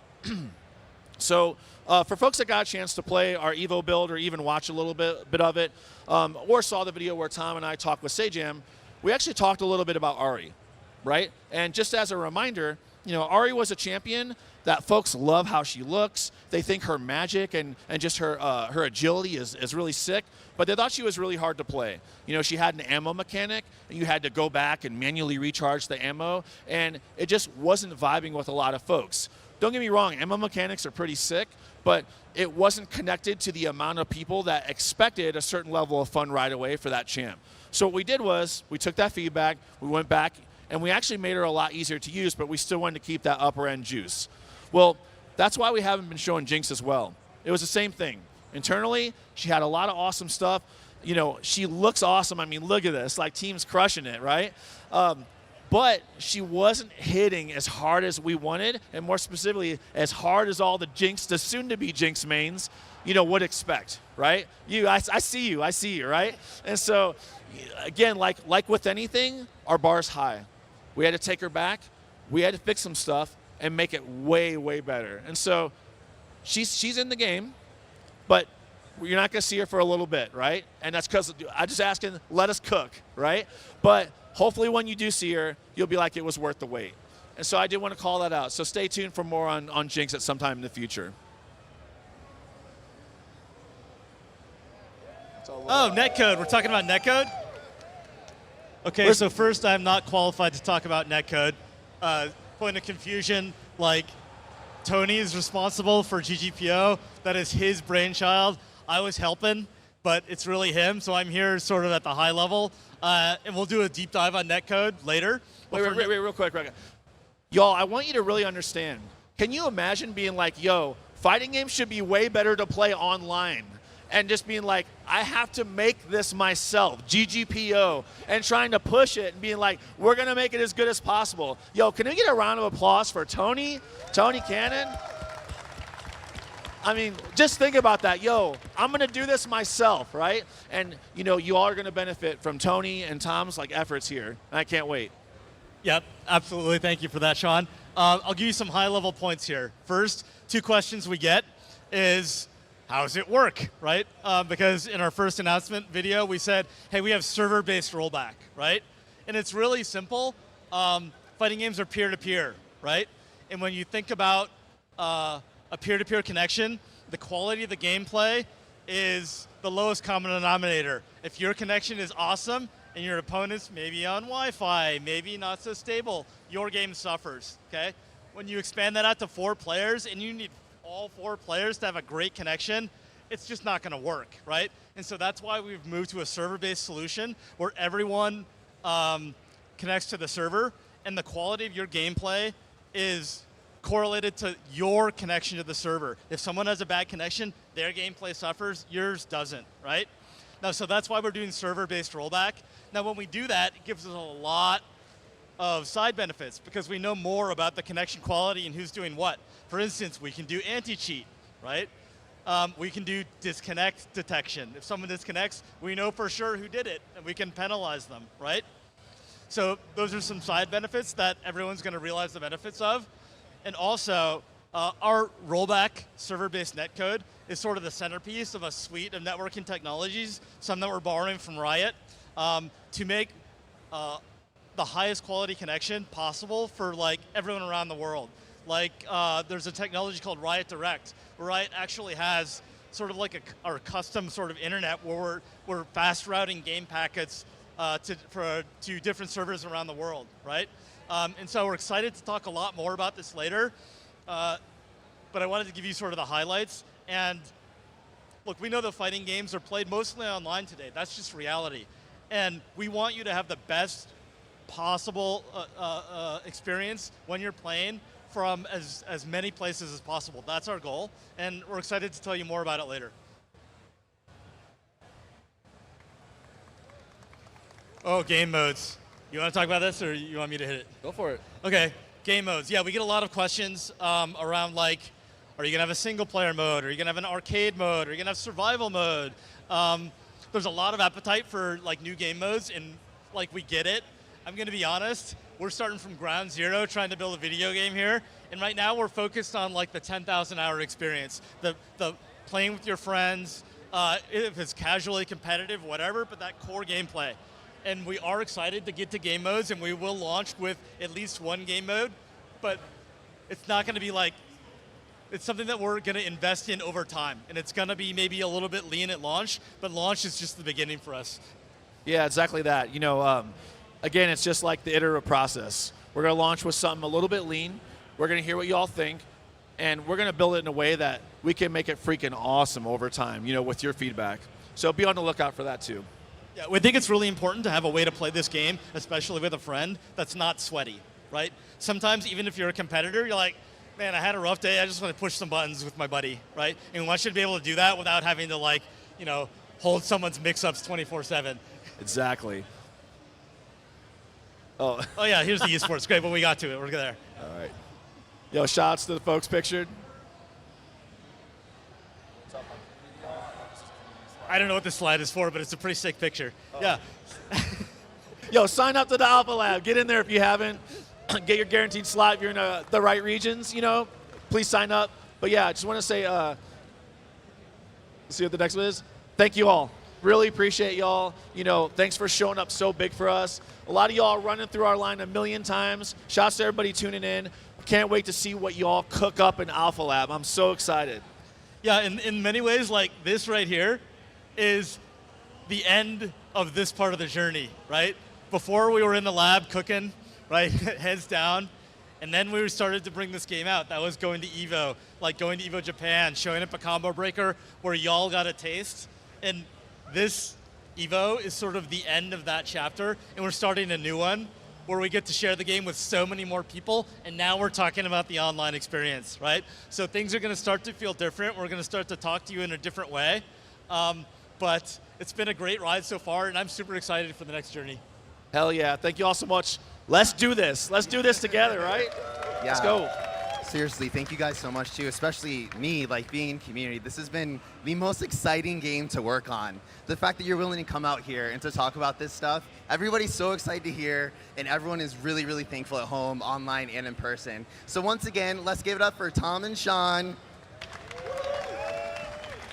So thank you so much for everybody at home. We're gonna take a short break, and then we're gonna have some high-level gameplay with the GAT team.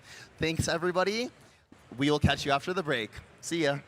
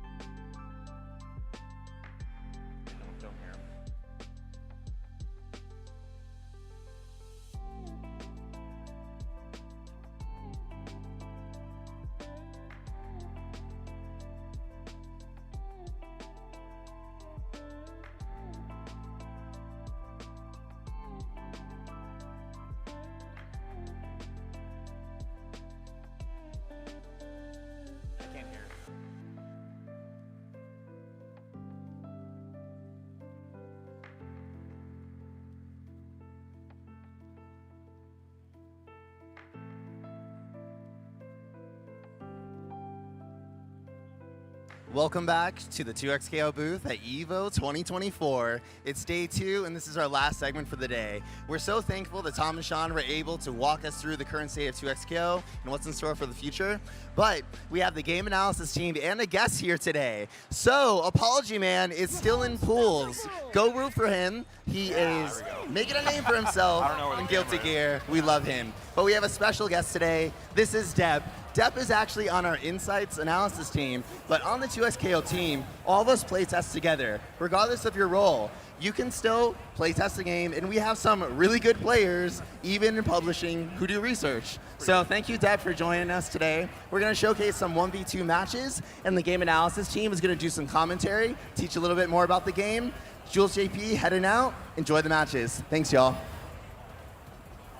All right, so we're going to do 1v2. So who wants to go first? Who wants to take a rest, take a breather? Had a tough day? I'll play first. You'll play first? We're not doing duos, we're doing... I can sit out first. I can do that. 1v2. Okay. So you want to run those singles and they'll run duos? I don't know. Yeah, that's fine. Okay, that works for me. Let's do it. All right, let's do it. Yeah. I'll go solo for now, you know? Okay, yeah. You got to represent solo. I get it. I understand. got it. I understand. I believe in you, Josh. I'll do my best. So yeah, we're going to start out with solos on the right, Nerd Josh, versus duos on the left. So it looks like Josh is going with Team Big Body, using double down, allowing you to cancel a super into another super. Can do some really degenerate stuff with it in neutral, but more importantly, it's just a lot of damage. And on the left, we have Darius and Echo. Solid team, has always been a solid team. Whatever you want. See All what right. side they pick. You want to do 2x? Looks like they're going to do 2x assist. So just like it describes, you can use the assist twice. Very strong with Echo. There's a really strong forward We're going to the assist. And Darius' assists are both good for shutting off defensive options and for getting a wall bounce. So here we go.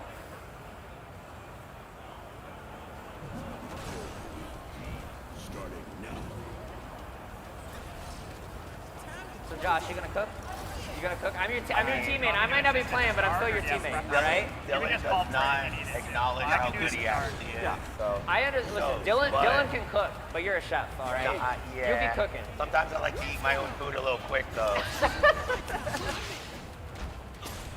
All right, really solid throw tech. All right, yeah, using apprehend, putting the bleed on Echo. Echo now taking additional chip damage here. The Time Winder is out, batting it towards Darius, but no problem here, dynamic save, yeah. So dynamic saving in the corner is really important in this game. The earlier you dynamic save, the quicker you get it back. So those who are waiting in line, I recommend dynamic saving early when it can be baited. It's usually the best time to use it, but here we go. We have this disgusting chip setup team, big buttons. Darius Alawi, so scary when they got you in the corner, especially without meter, but everyone got a stock now, should be fun. All right, good burst. Nice, bait on the DP. Yeah, that's death. DP headless, so strong. So fair. Hey, every fighting game has a very good uppercut into a super, a combo, whatever. You have to respect. Yeah, you have to give honor and tribute to those who hate blocking. In our game, though, it's with armor, so 2 hits will take it out, and you can throw it on wake up, or just call it out with a parry. Yeah, or you can do a charge heavy also. So there's like 4 or 5 different options that beat it, or an ultimate, right? If you spend 2 bars and use an ultimate, that will shut down DP in our game. Nice, using hand attack. Nice parry, getting a full punish here on the point. Oh, I thought that was an assist. That was really good. Forcing the burst. Nice, yeah, Time Winder clean hit. You are stuck there forever. Tag launcher, gonna get a sick OP setup. What do we got? Woo. All right, really good avoidance there from Sir Josh. Cooking. I held up. Oh no, drops the combo, but that's all right. We got wake up, chat. We got wake up. They be turning it up. They be cooking. Now, duos has trip compatibility. You have to be careful when they're in sync. Yeah, exactly. You have to condition 2 people. Yep, you have to condition 2 people, and also the more that they play, the more they level up. You know your own game, but the more that you become friends with your duo partner, you just unlock some disgusting stuff. All right, but Echo with Bleed and risk of dying. Anti-tag to Darius. Echo recovering all that red life. Nice, really good JH. 6M, the overhead. Oh, the DP that's gonna kill? No, okay, Darius alive with just a little bit. 3 bars though, can definitely take this back, and yeah, that's gonna force the burst. Yeah, that's not gonna work, but you still got the burst back, that's your chance. Last stand on deck with a really solid parry, but drops it. Good throw, oh my god! Okay, no conversion, but this'll do it. Nice, hits the neutral limit. Yeah, really solid though, really solid though.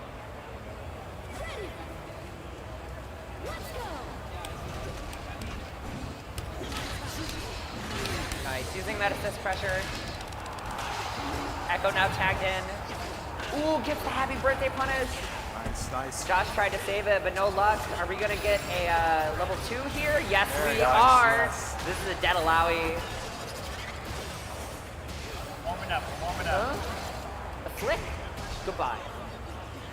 Yeah, that level 2, not only a counter, but also a really solid off-the-ground super. Can be used to pick up opponents, do a lot of damage, finish combos, but right now Darius is out for blood. Leads on. Nice, that was good. Solid burst. Yeah, this. Yes, nice. Yeah, grab dash level 2, so strong with Darius. The Noxian Guillotine. Gonna wrap up this match. We got it. That's one thing you have to take into consideration about the 2-player matchup. Those jump S2s might have worked against one of them, but not at the other. Exactly. If I'm complacent in my strategy, I have to understand that it works against both players. Yep. And they're communicating and seeing what you're doing against them too.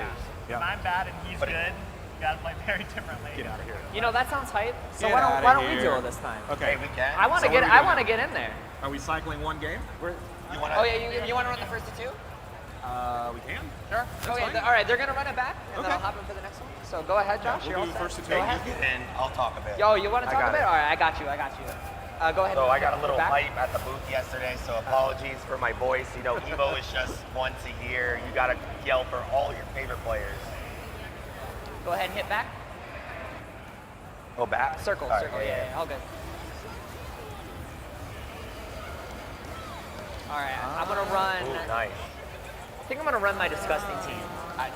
Oh, you're doing Echo Brom? I think I might do Echo My Brom. favorite team on Yeah, this we're trying to do big build. perf. I think so too. I might do double downs also. That's going on. Big perf. Start Yeah, that's right. fancy stuff. I might show off a little bit. You have to be a Yeah, little super more crafty with Brom on point. Yeah. But with double down, it's not just doing a super cancel into your teammate. You Right. can call an assist, do a super, and then handshake to Exactly. your teammate. So you can almost be a shield for your opponent Yeah. to deal with the super. So Agreed. And I think this seems really fun too because one of the advantages of solos is that you are in control of your own both characters, right? So while duos get the advantage of 2 players, I have the advantage that I can do some really fancy stuff right here. Some stuff that I've practiced by myself in training mode for a long time. So we'll see what I can do here.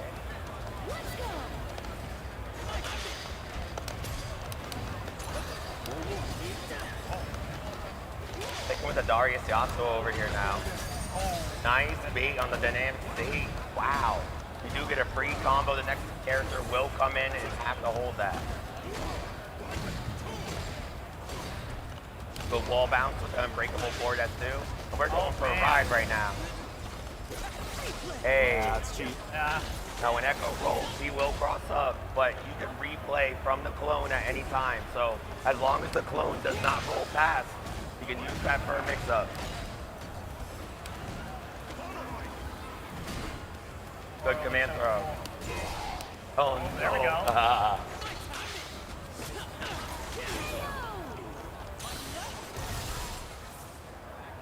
Woo! All right, we learned. We Oh, adapted. I am a beasting. Yeah. It's all right. This is the benefit of 2 is you guys have time to adapt. Yeah, we're adapting together. 2 minds better than 1.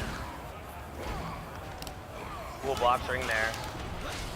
And Dawn using the charge heavy, you know, you have to watch out for that down S2, the uppercut. So putting those charge heavies out there that has the armor break property, very strong application there. Nice. I'm playing Hey. Bluetooth on the PlayStation 4. Oh, they were ready this time. Oh, wow, just a little bit lock stun there if it was a frame later.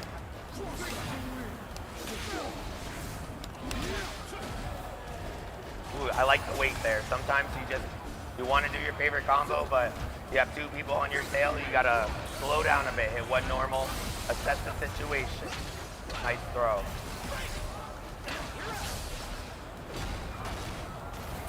That jump S1, you get a good hard knockdown, easy super possibilities with any of Brom's supers. They all off the ground. Really good throw. Oh, I like this strike throw game. Getting a lot of information here with Darius in the corner. Oh. Pick up. Again, the combo, no. Oh yes, went to the super. Yeah. Yeah, that goes good. I thought the jab was coming. Yeah, you can't go back in time after that.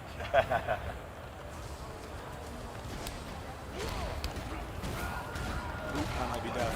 Woo. Some push-ups in there. You know you gotta get some workouts.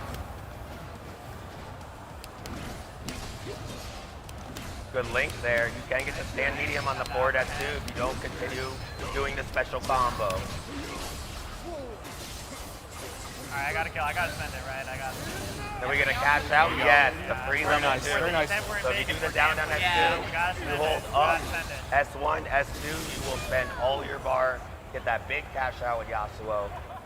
Just like in League. Let's go. Hey, Oh wow, great punish. Echo almost got away. Ooh, the whip.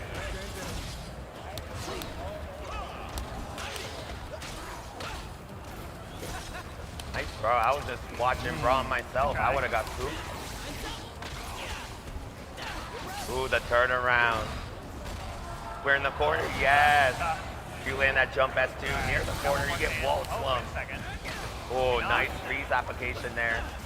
Try to swag out a little bit too much, but still keeping the pressure on. I'll take the hits. Good re-juggle here. Okay. Showing the application. And getting around the Yasuo pressure with the replay, that was incredible. And still going past the wake-up attack. Now for anyone just tuning in, we have a universal wake-up. If you hold just any special waking up, you get a little luminaire. Shoots a little globe of blue everywhere and deals with the problem. But Echo's replay, he disappears in time to let you know he's getting this W. So that's 1-1. Yeah, 1-1. So would you like to step out, or would I like to step out? Do you want to step out? No, I do commentary if you want. Yeah, sure. All right. That's fine. Yeah. All right, what are the teams? I think you're going to be solo. All right. 1-1 and then 1-1. Sounds good, sounds Cool. good. All right, so it looks like we're going against Don and Oh, you want Josh to play here. Alawi? Got a 1v2 situation here. I So, love Darius, what's really Alawi, interesting about but the you know Echo what? Braum team is Braum is really, really good let's at do it. holding people in check with his back S2 assist. actually. And when he's on point, he can do back S2 and call Echo. I mean, it's a very, very powerful get our way to Christmas control on, the ground we can- because of how fast and Red and green. front-leaning Echo's forward assist is. Nice, nice. Good holiday, good holiday. It's a little too hot here to be Christmas. Seems like Yeah, that's that's really fine. ideal in Or we could do Fury. 2X, or as Let's Don do displayed Fury. last time, So double this down. one, doesn't get as much representation as others, but it is impactful. When you're at 50% in lower health, you do more damage, and you get one free dash cancel. That can work for your wake-up attack if you want to make sure it's safe and you don't know what you're doing. Or you could do it on your overheads to get free combos if you don't have an assist, or even combo up a throw. And the good thing with this team too is that because both Darius and Alawi have more health than small characters, they have a more opportunity to use their Fury. True. Braum Echo. All right, we're getting into it here. Oh, Syscall got hit. Nice whip punish by Braum. That's a really good air-to-air button as a jab. Yeah, that's exactly what I was talking about before. Braum back S2 into forward Echo assist. Really good way to control the ground. Got Braum in Unbreakable now. It's got armor on every single normal with that shield. It's pretty crazy. Yep, there we go. Sorry, you're free. Nice, good DP. Good interrupt by Darius there.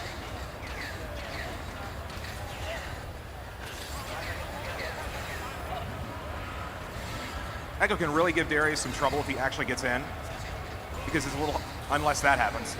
All right, I'll get it. I gotta get used to Down that S2 one. into down on S1, down on S2 is so strong. And with that bleed on him, you can't block for very long before you end up taking pretty much an entire B at B. Nice. I'm tagging you in. Got it. Ooh, that's big damage plus Oki. You can hold that. You can hold down S1 at the end of down S1 with Alawi, and it will teleport any tentacle to her opponent, and it gives her much better Okizeme than not doing that. They're good. They're very good. Echo still got the bleed on him. Oh, that was so sick. Home run. That was really cheap. That was awesome. All right, it's clutching out now. Nice. You gotta respect it, bro. Down You gotta S2. respect I'm it. not adapting, I'm not adapting. It's the power of duos. He does that, I don't. Down S2, That's why he's a down better Darius S2. than me. The GOAT.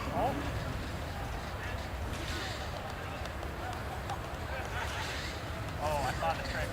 Ooh, this barely hit with the tip of that standing M. He had to burst there. Had to use dynamic save there.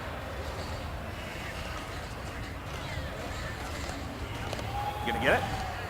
Not quite. Ooh, that forward S1 counter hit with Alawi is really, really dangerous.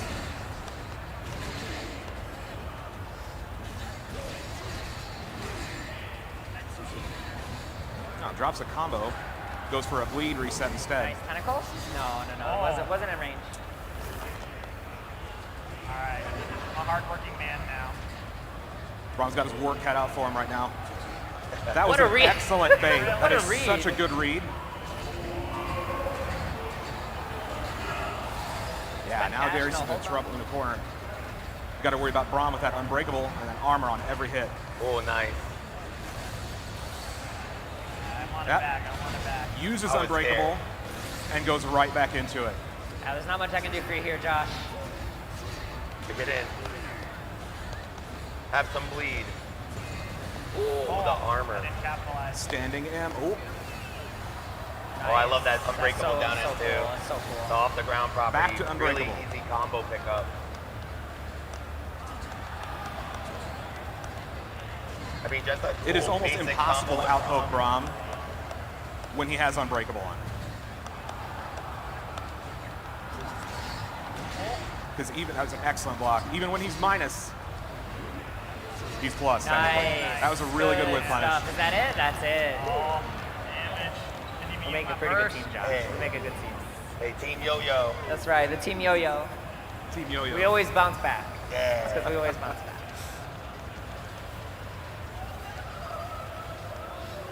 Going back in there. Sure. All right, Aaron, do you want to do it with me maybe? Maybe Dylan? Yeah, we can do that. Oh, wait. I'm not as good at commentating as you guys. You're not as, all right, well then we can commentate our own match. We can just smack talk each other. That's fine. All right, Aaron. All right, Josh, you're on your own. I'm quitting this team. Oh. All right, Oh, you want to commentate? no, I'm going to do it with Aaron. Oh, okay. So me and Aaron versus you. All right, got it. All right, all right, all right. Got it. Got it. Let's do it. So Aaron, as your new best friend, what are you feeling? Yo, should I play random select? Random select chat. I'm feeling kind of Action foxy emotes. right now. You feeling a little foxy? We're feeling a little foxy right now, yeah. You know, I think I feel the wind blowing through my hair. I'll fix some Yasuo. Want to do orange? Yeah, that's good. Halloween's the next holiday. Halloween is right around the corner Halloween's after all. coming up, and you know. Closer than Christmas. Yeah. Let's do freestyle. We haven't done freestyle. Freestyle is good. Yeah, let's do freestyle. I feel like I'm watching a friendship form in front of me right now. Yeah, I got Pulse on the random, but you know what? It's still pretty good. Pulse is still pretty good. Yeah. Yeah, so Pulse enabling those auto combos leads to some pretty simple confirms, but also really effective It's combos. okay. And the cool thing about Pulse too is that you can still do the advanced stuff, Yeah. right? Like it doesn't disable the advanced mechanics, so Hey, you can if you're use it. just starting, Yeah. we have something called Pulse Plus. You know, you get used to matching the medium combo. At one point, you're gonna call assist and then do it again for a whole new combo. Yeah, there are people at the booth doing pretty good with pulse use, I thought.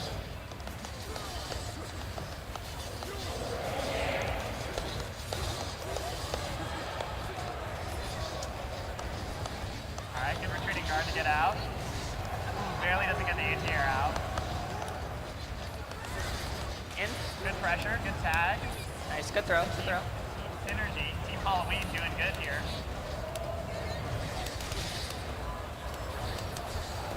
All right, what we got? Nice. Nice, good, Nice. confirm. Yeah. He's got those. Aaron's Ari got the Ari is so combos. sick. Yeah, she got them bombos. But not us. We're gonna get full comboed here.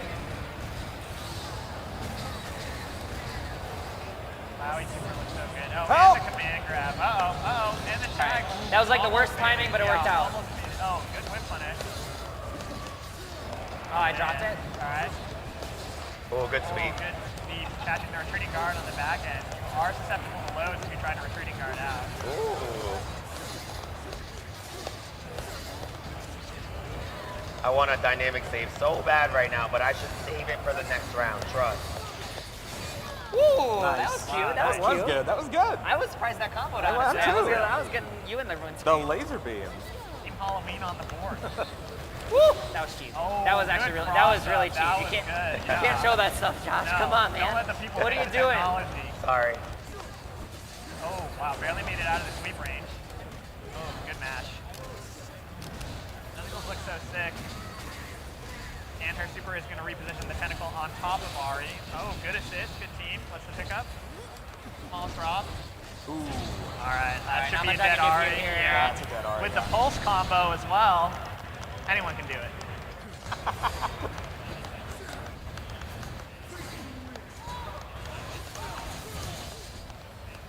Wow. Good throw. he got after? Ooh, get up attack. I feel like that'll hit a lot of new players when they first start. They won't know about the get up attack. Oh, I think I'll take it. I'll take it. Yeah, I'm not gonna spend the cash. It's all right. Saving the cash for next round. I'm cashing out. This is an economy game. You gotta play the this is whole why you gotta round do it. game. Oh, and you get the open up. The got him. There's 3 bars. All right, now I'm really spending. scared. Okay, I'm gonna spend every round. Investing. Oh, I got so lucky. Didn't get the level 3 I got so out. lucky. All right, go ahead, all right. stand. All right, last stand coming out. Good jump over. Oh, the anti-air. The classic. Anti-air. I mean, anti-airs are strong in this game, so sometimes you want to make them whiff using air moves and calling your assist. It's good throw. Good throw. Nice. Forces the burst. I love it. Oh, good interrupt. Nice.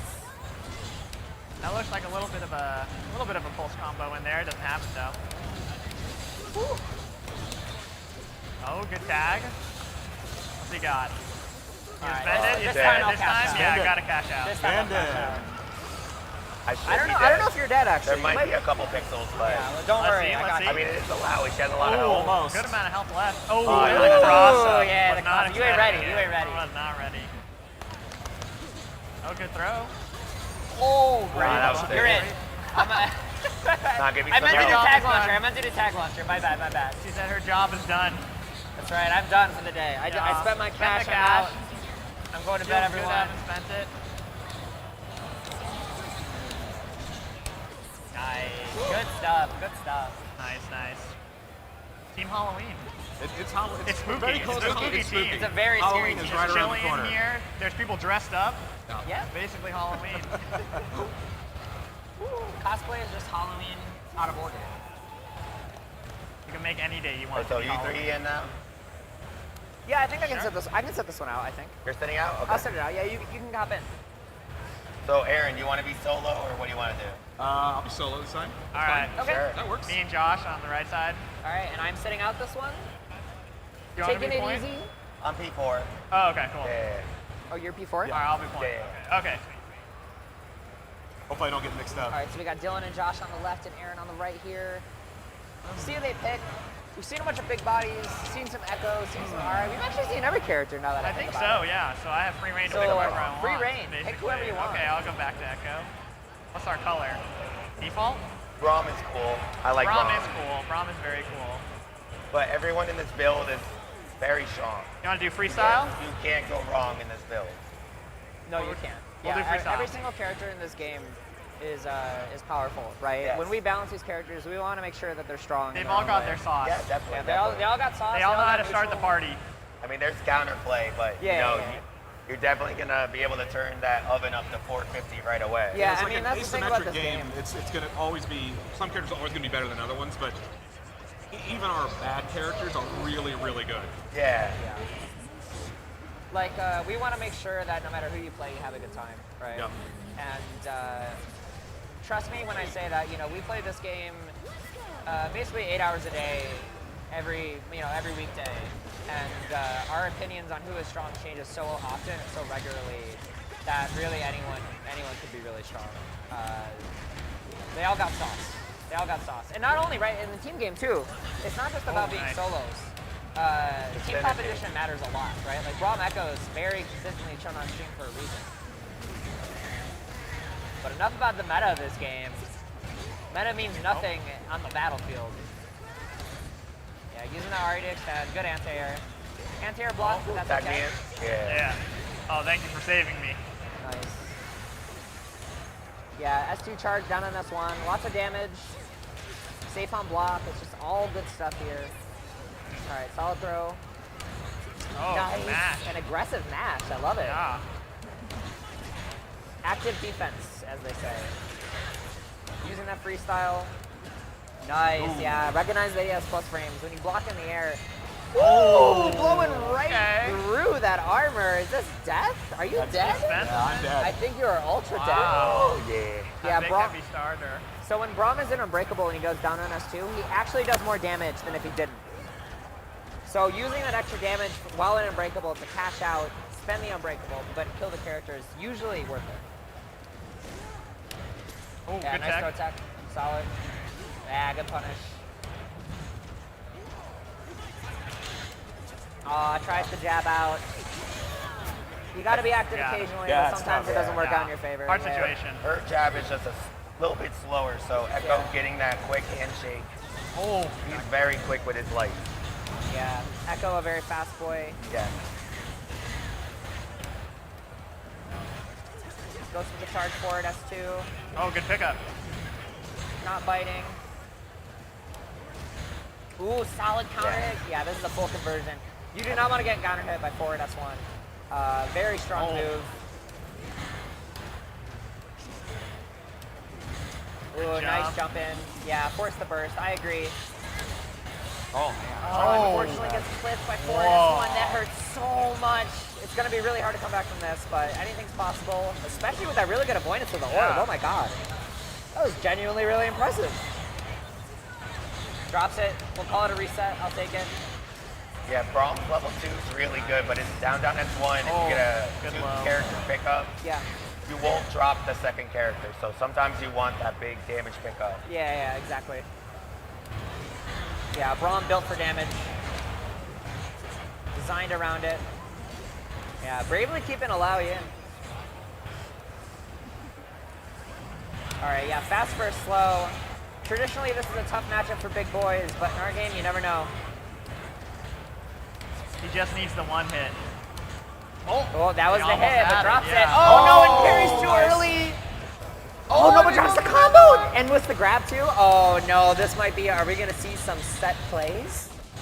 He's No, all right. drops the He's all right. combo, Oh, but wait a that's second. alright, it's a Oh, reset, okay. it's a reset. Yeah, we got it. We'll have burst for next round, you know. Oh, he might not even be dead. Oh yeah, you're dead. Oh no. Oh no, wait a drops second. it again. Nice, tries to get out. Oh no, in the last stand, clips. Let's go. Damn. Such solid play. Good stuff, good stuff. That was scary. Yeah, that was terrifying. I was scared for you. I only got out of that because Aaron has let me know, hey, when you block S1 twice, hold up back. It's true. All right, let me get back in there. Who am I with? You want a team? I don't think we've teamed Yeah, yet. I don't think we've teamed together. All right, let's do it. Want to be on left side? Yeah, let's do All right, left let's do left side. And then who's gonna sit out? All right, I'm commentating. Yeah, you can commentate. Cool, Go ahead. all Josh. right. So let's hop on the right, actually. Okay. Yeah. Makes more sense this Yeah, way. it makes more sense this way. He's on our left, therefore should be on the left. Yep. So Aaron on the left. I am the assist character on the right, and Dylan is the point character on the right-hand side, player 2 side. Play some more Yasuo. Going with the wind. What do you feel like I should play? You pick my character. How Oh, about that? I picked your trust you that much. character. You pick my character. I feel like your Braum is real nice, but we just saw some Braum. We just saw some Braum sauce. What if you just pick random? Want me to pick random? Yeah, I think you can pick random. All right, let's do all right. it. Oh, Alawi. this is a fun team. I've seen I'll the go Alawi. You want to be green? Yeah, we'll be green. I'll do random too. What is green a holiday? St. Patrick's St. Day? Patrick's Day. Okay, we're Pick going up through the seafood calendar. sandwiches. What do you want to do for feuds? I love seafood You sandwiches. can choose. You can choose. All right, we'll stick It's all to you. freestyle. Freestyle? All right. So I'm going to tag to you pretty much every time you make them block. Okay. And then it's your choice if you want to freestyle back. Yep. Have we gone to the tavern yet? Huh? Have we gone to the tavern? Yeah, we haven't been to Oh, the let's go tavern to the yet. tavern. That's right. Get a couple drinks. We're in Yeah, Vegas. yeah, Many exactly. taverns around here as well. The root beer bar, you know? Yeah, true. Nice. So Echo Darius, what a very Crab is our compatible team. bartender. Both characters go back and forth very quick. Even though it's a big boy, little boy kind of teaming. Nah, you get some tag team wrestling setup here that you wish you could tag out from.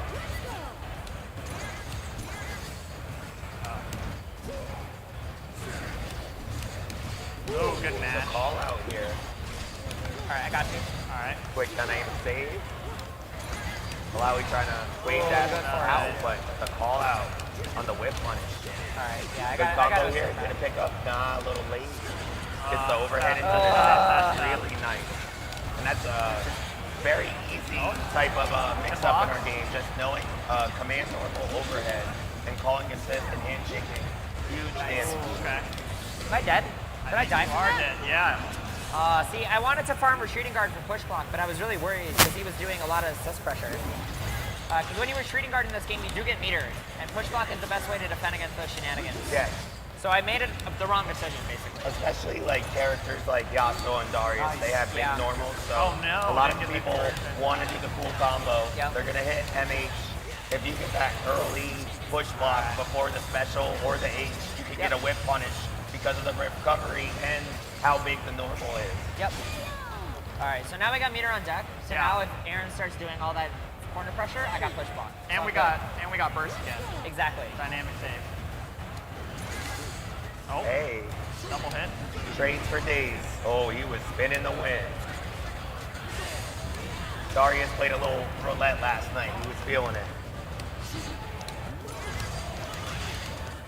Oh, wow. You know, I can take handshake tagging into the projectile assist and following up, that is very strong. Nice. Good poke. Oh, you tried. Nice wake-up attack. That could be risky, but you know, that was a game changer. Out of the corner here, wall combo. That bounce from the Darius assist. Super impactful, and now the corner switch. The trick save. Bring it down to the replay. Bring an attack launcher, yes. Okay. Good OTG combo into the down S1. Oh no, that's the old, sorry. Fix my face, apologies. We miss you, Beneath.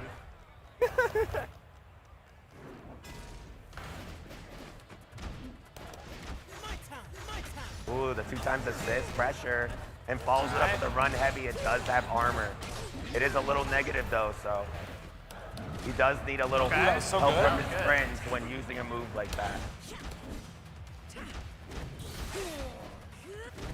With a charge heavy just to make sure on Darius's armor attack. I like that. Nice tech throw. Great discipline on the defense. Bringing it back with the strike throw could allow you at least get rid of Darius here. The dynamic save. They want to end this now. The drop on the parry. Oh no. All right, that's good. One on the chip. Good cleanup there. I mean, sometimes you can overextend when you're in the moment off a parry. You do have to have a little bit of awareness. Man, that was really good. That was really good. Echo with the home run derby hit. You gotta watch out with these time moves. Counter poke. Yep. Exactly. That's the thing, right? Allowy's forward S1 eliminates projectiles. Yep. So when Echo throws Time Miner, I want to get rid of it because it's so strong. Yep. So Echo can use that to capitalize on it and knock me out of the startup with my forward S1. No, exactly. It is a back and forth game. So there's call outs, and then when you even know these layers, you can start calling that out. So our game has... it gets incredibly fun. Our game has so much depth. So much depth. So what combo have we not done yet here? What combo have we not done? Yeah, what combo here have we not done yet? I think you two haven't played. Hell, let's do it. Yeah. Okay, yeah. Hell let's yeah. do it. You want to 1v2 them? Guilty Gear Boomers, let's go. That's right, Guilty Gear Boomer style. We got time for one more match. So one more? Whatever you want to do. Okay, whatever. Okay. You want to do? Actually, Should we end with a random select? Double duos. Double duo stand it. All right, yeah, we'll double duo stand it random. Okay. All right, so I'll do point. I'm on left side. Huh? Okay, I'm on left right. We'll be duoing. Yeah, one on the right. Okay. We have an advantage. We can talk, but they can't. They're too far away. So on the assist on the left-hand side is Dylan. The point on the left-hand side is me, Yahozi. And then you two are? Your point on the right or I'm point on the right. Point on the right, and then Josh is point assist on the right. Okay, so all random selects? All random selects. All random selects? Random fuse. Okay. All right, and then we're going to do random fuse? Sure. All right, we'll do random fuse. We gotta do that manually though. Eye close and mash. Oh wait, I didn't do random. We do random. Oh, you didn't do random? No, I'll do random. Alawi? All right, yeah. Random? Oh no, we up. All right, we're Fury. All right, let's do it. Oh, you got team big body? Are we all big bodies? Are you I Alawi? think so, yeah. We got that big body pull, so. All right. But you know what? I don't need a long combo when I do damage, all right? Who needs movement when you can just go forward and kill them? I mean, the way our combos work, the first 5 hits do the most things. Yeah, exactly. And then you gotta squeeze the lemon if you really wanna go to training mode and learn everything about your combos. Yeah, exactly. Ready. All right. Let's go.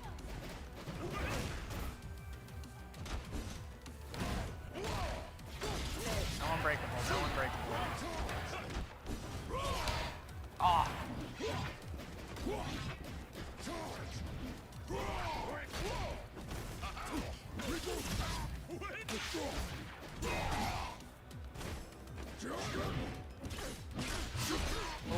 I tried. All right, it's all right. It was a good try. There you go. I crouch canceled too fast. That wasn't an insult. Go ahead and get I it. got too hyped. Are you? I'll be in the back. I'll be chilling. All right. If you need me, I'll be getting a massage. Relaxing. Get my feet back. All right. Sounds good. I'll be getting beat up in the front right now. All right, Fury Dash Can't come in here to save your life. Nice. Yes. So good. All right, I'm coming. Oh.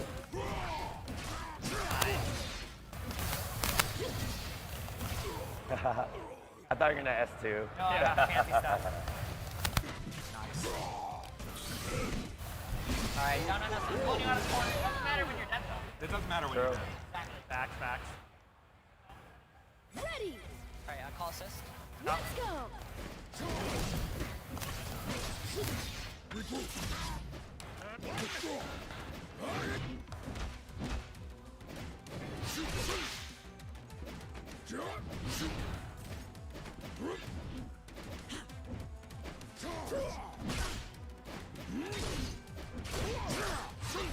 It's all right.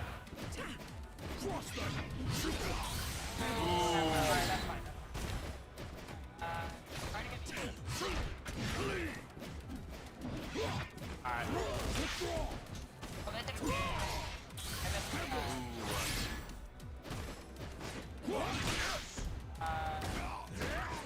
No tank. All right. We saved the economy game. Whoa, the bleed damage. Yeah, I probably could have carried there, but I didn't want to. I'd rather go into bars. Sometimes you have to take the resource decision. A lot of times, fight that they're fine. That can be even like fusion based. Like if you're playing double down, your first game you're not gonna have as much meter, but round 2 and 3 you're gonna have a surplus and be able to turn it up. Oh. I don't need a stuff like that. Yeah, it's gonna counter it. All right. Something happened though. Oh, it's my controller that just died. Oh, the battery. Oh no. I just died. Oh no! I guess we'll never know. I got it. I guess we'll never know. I guess we'll never know. Ready. I'll take. No, we played so You much. got it. You got it. I don't need assist. I'm ready. You're ready? All right.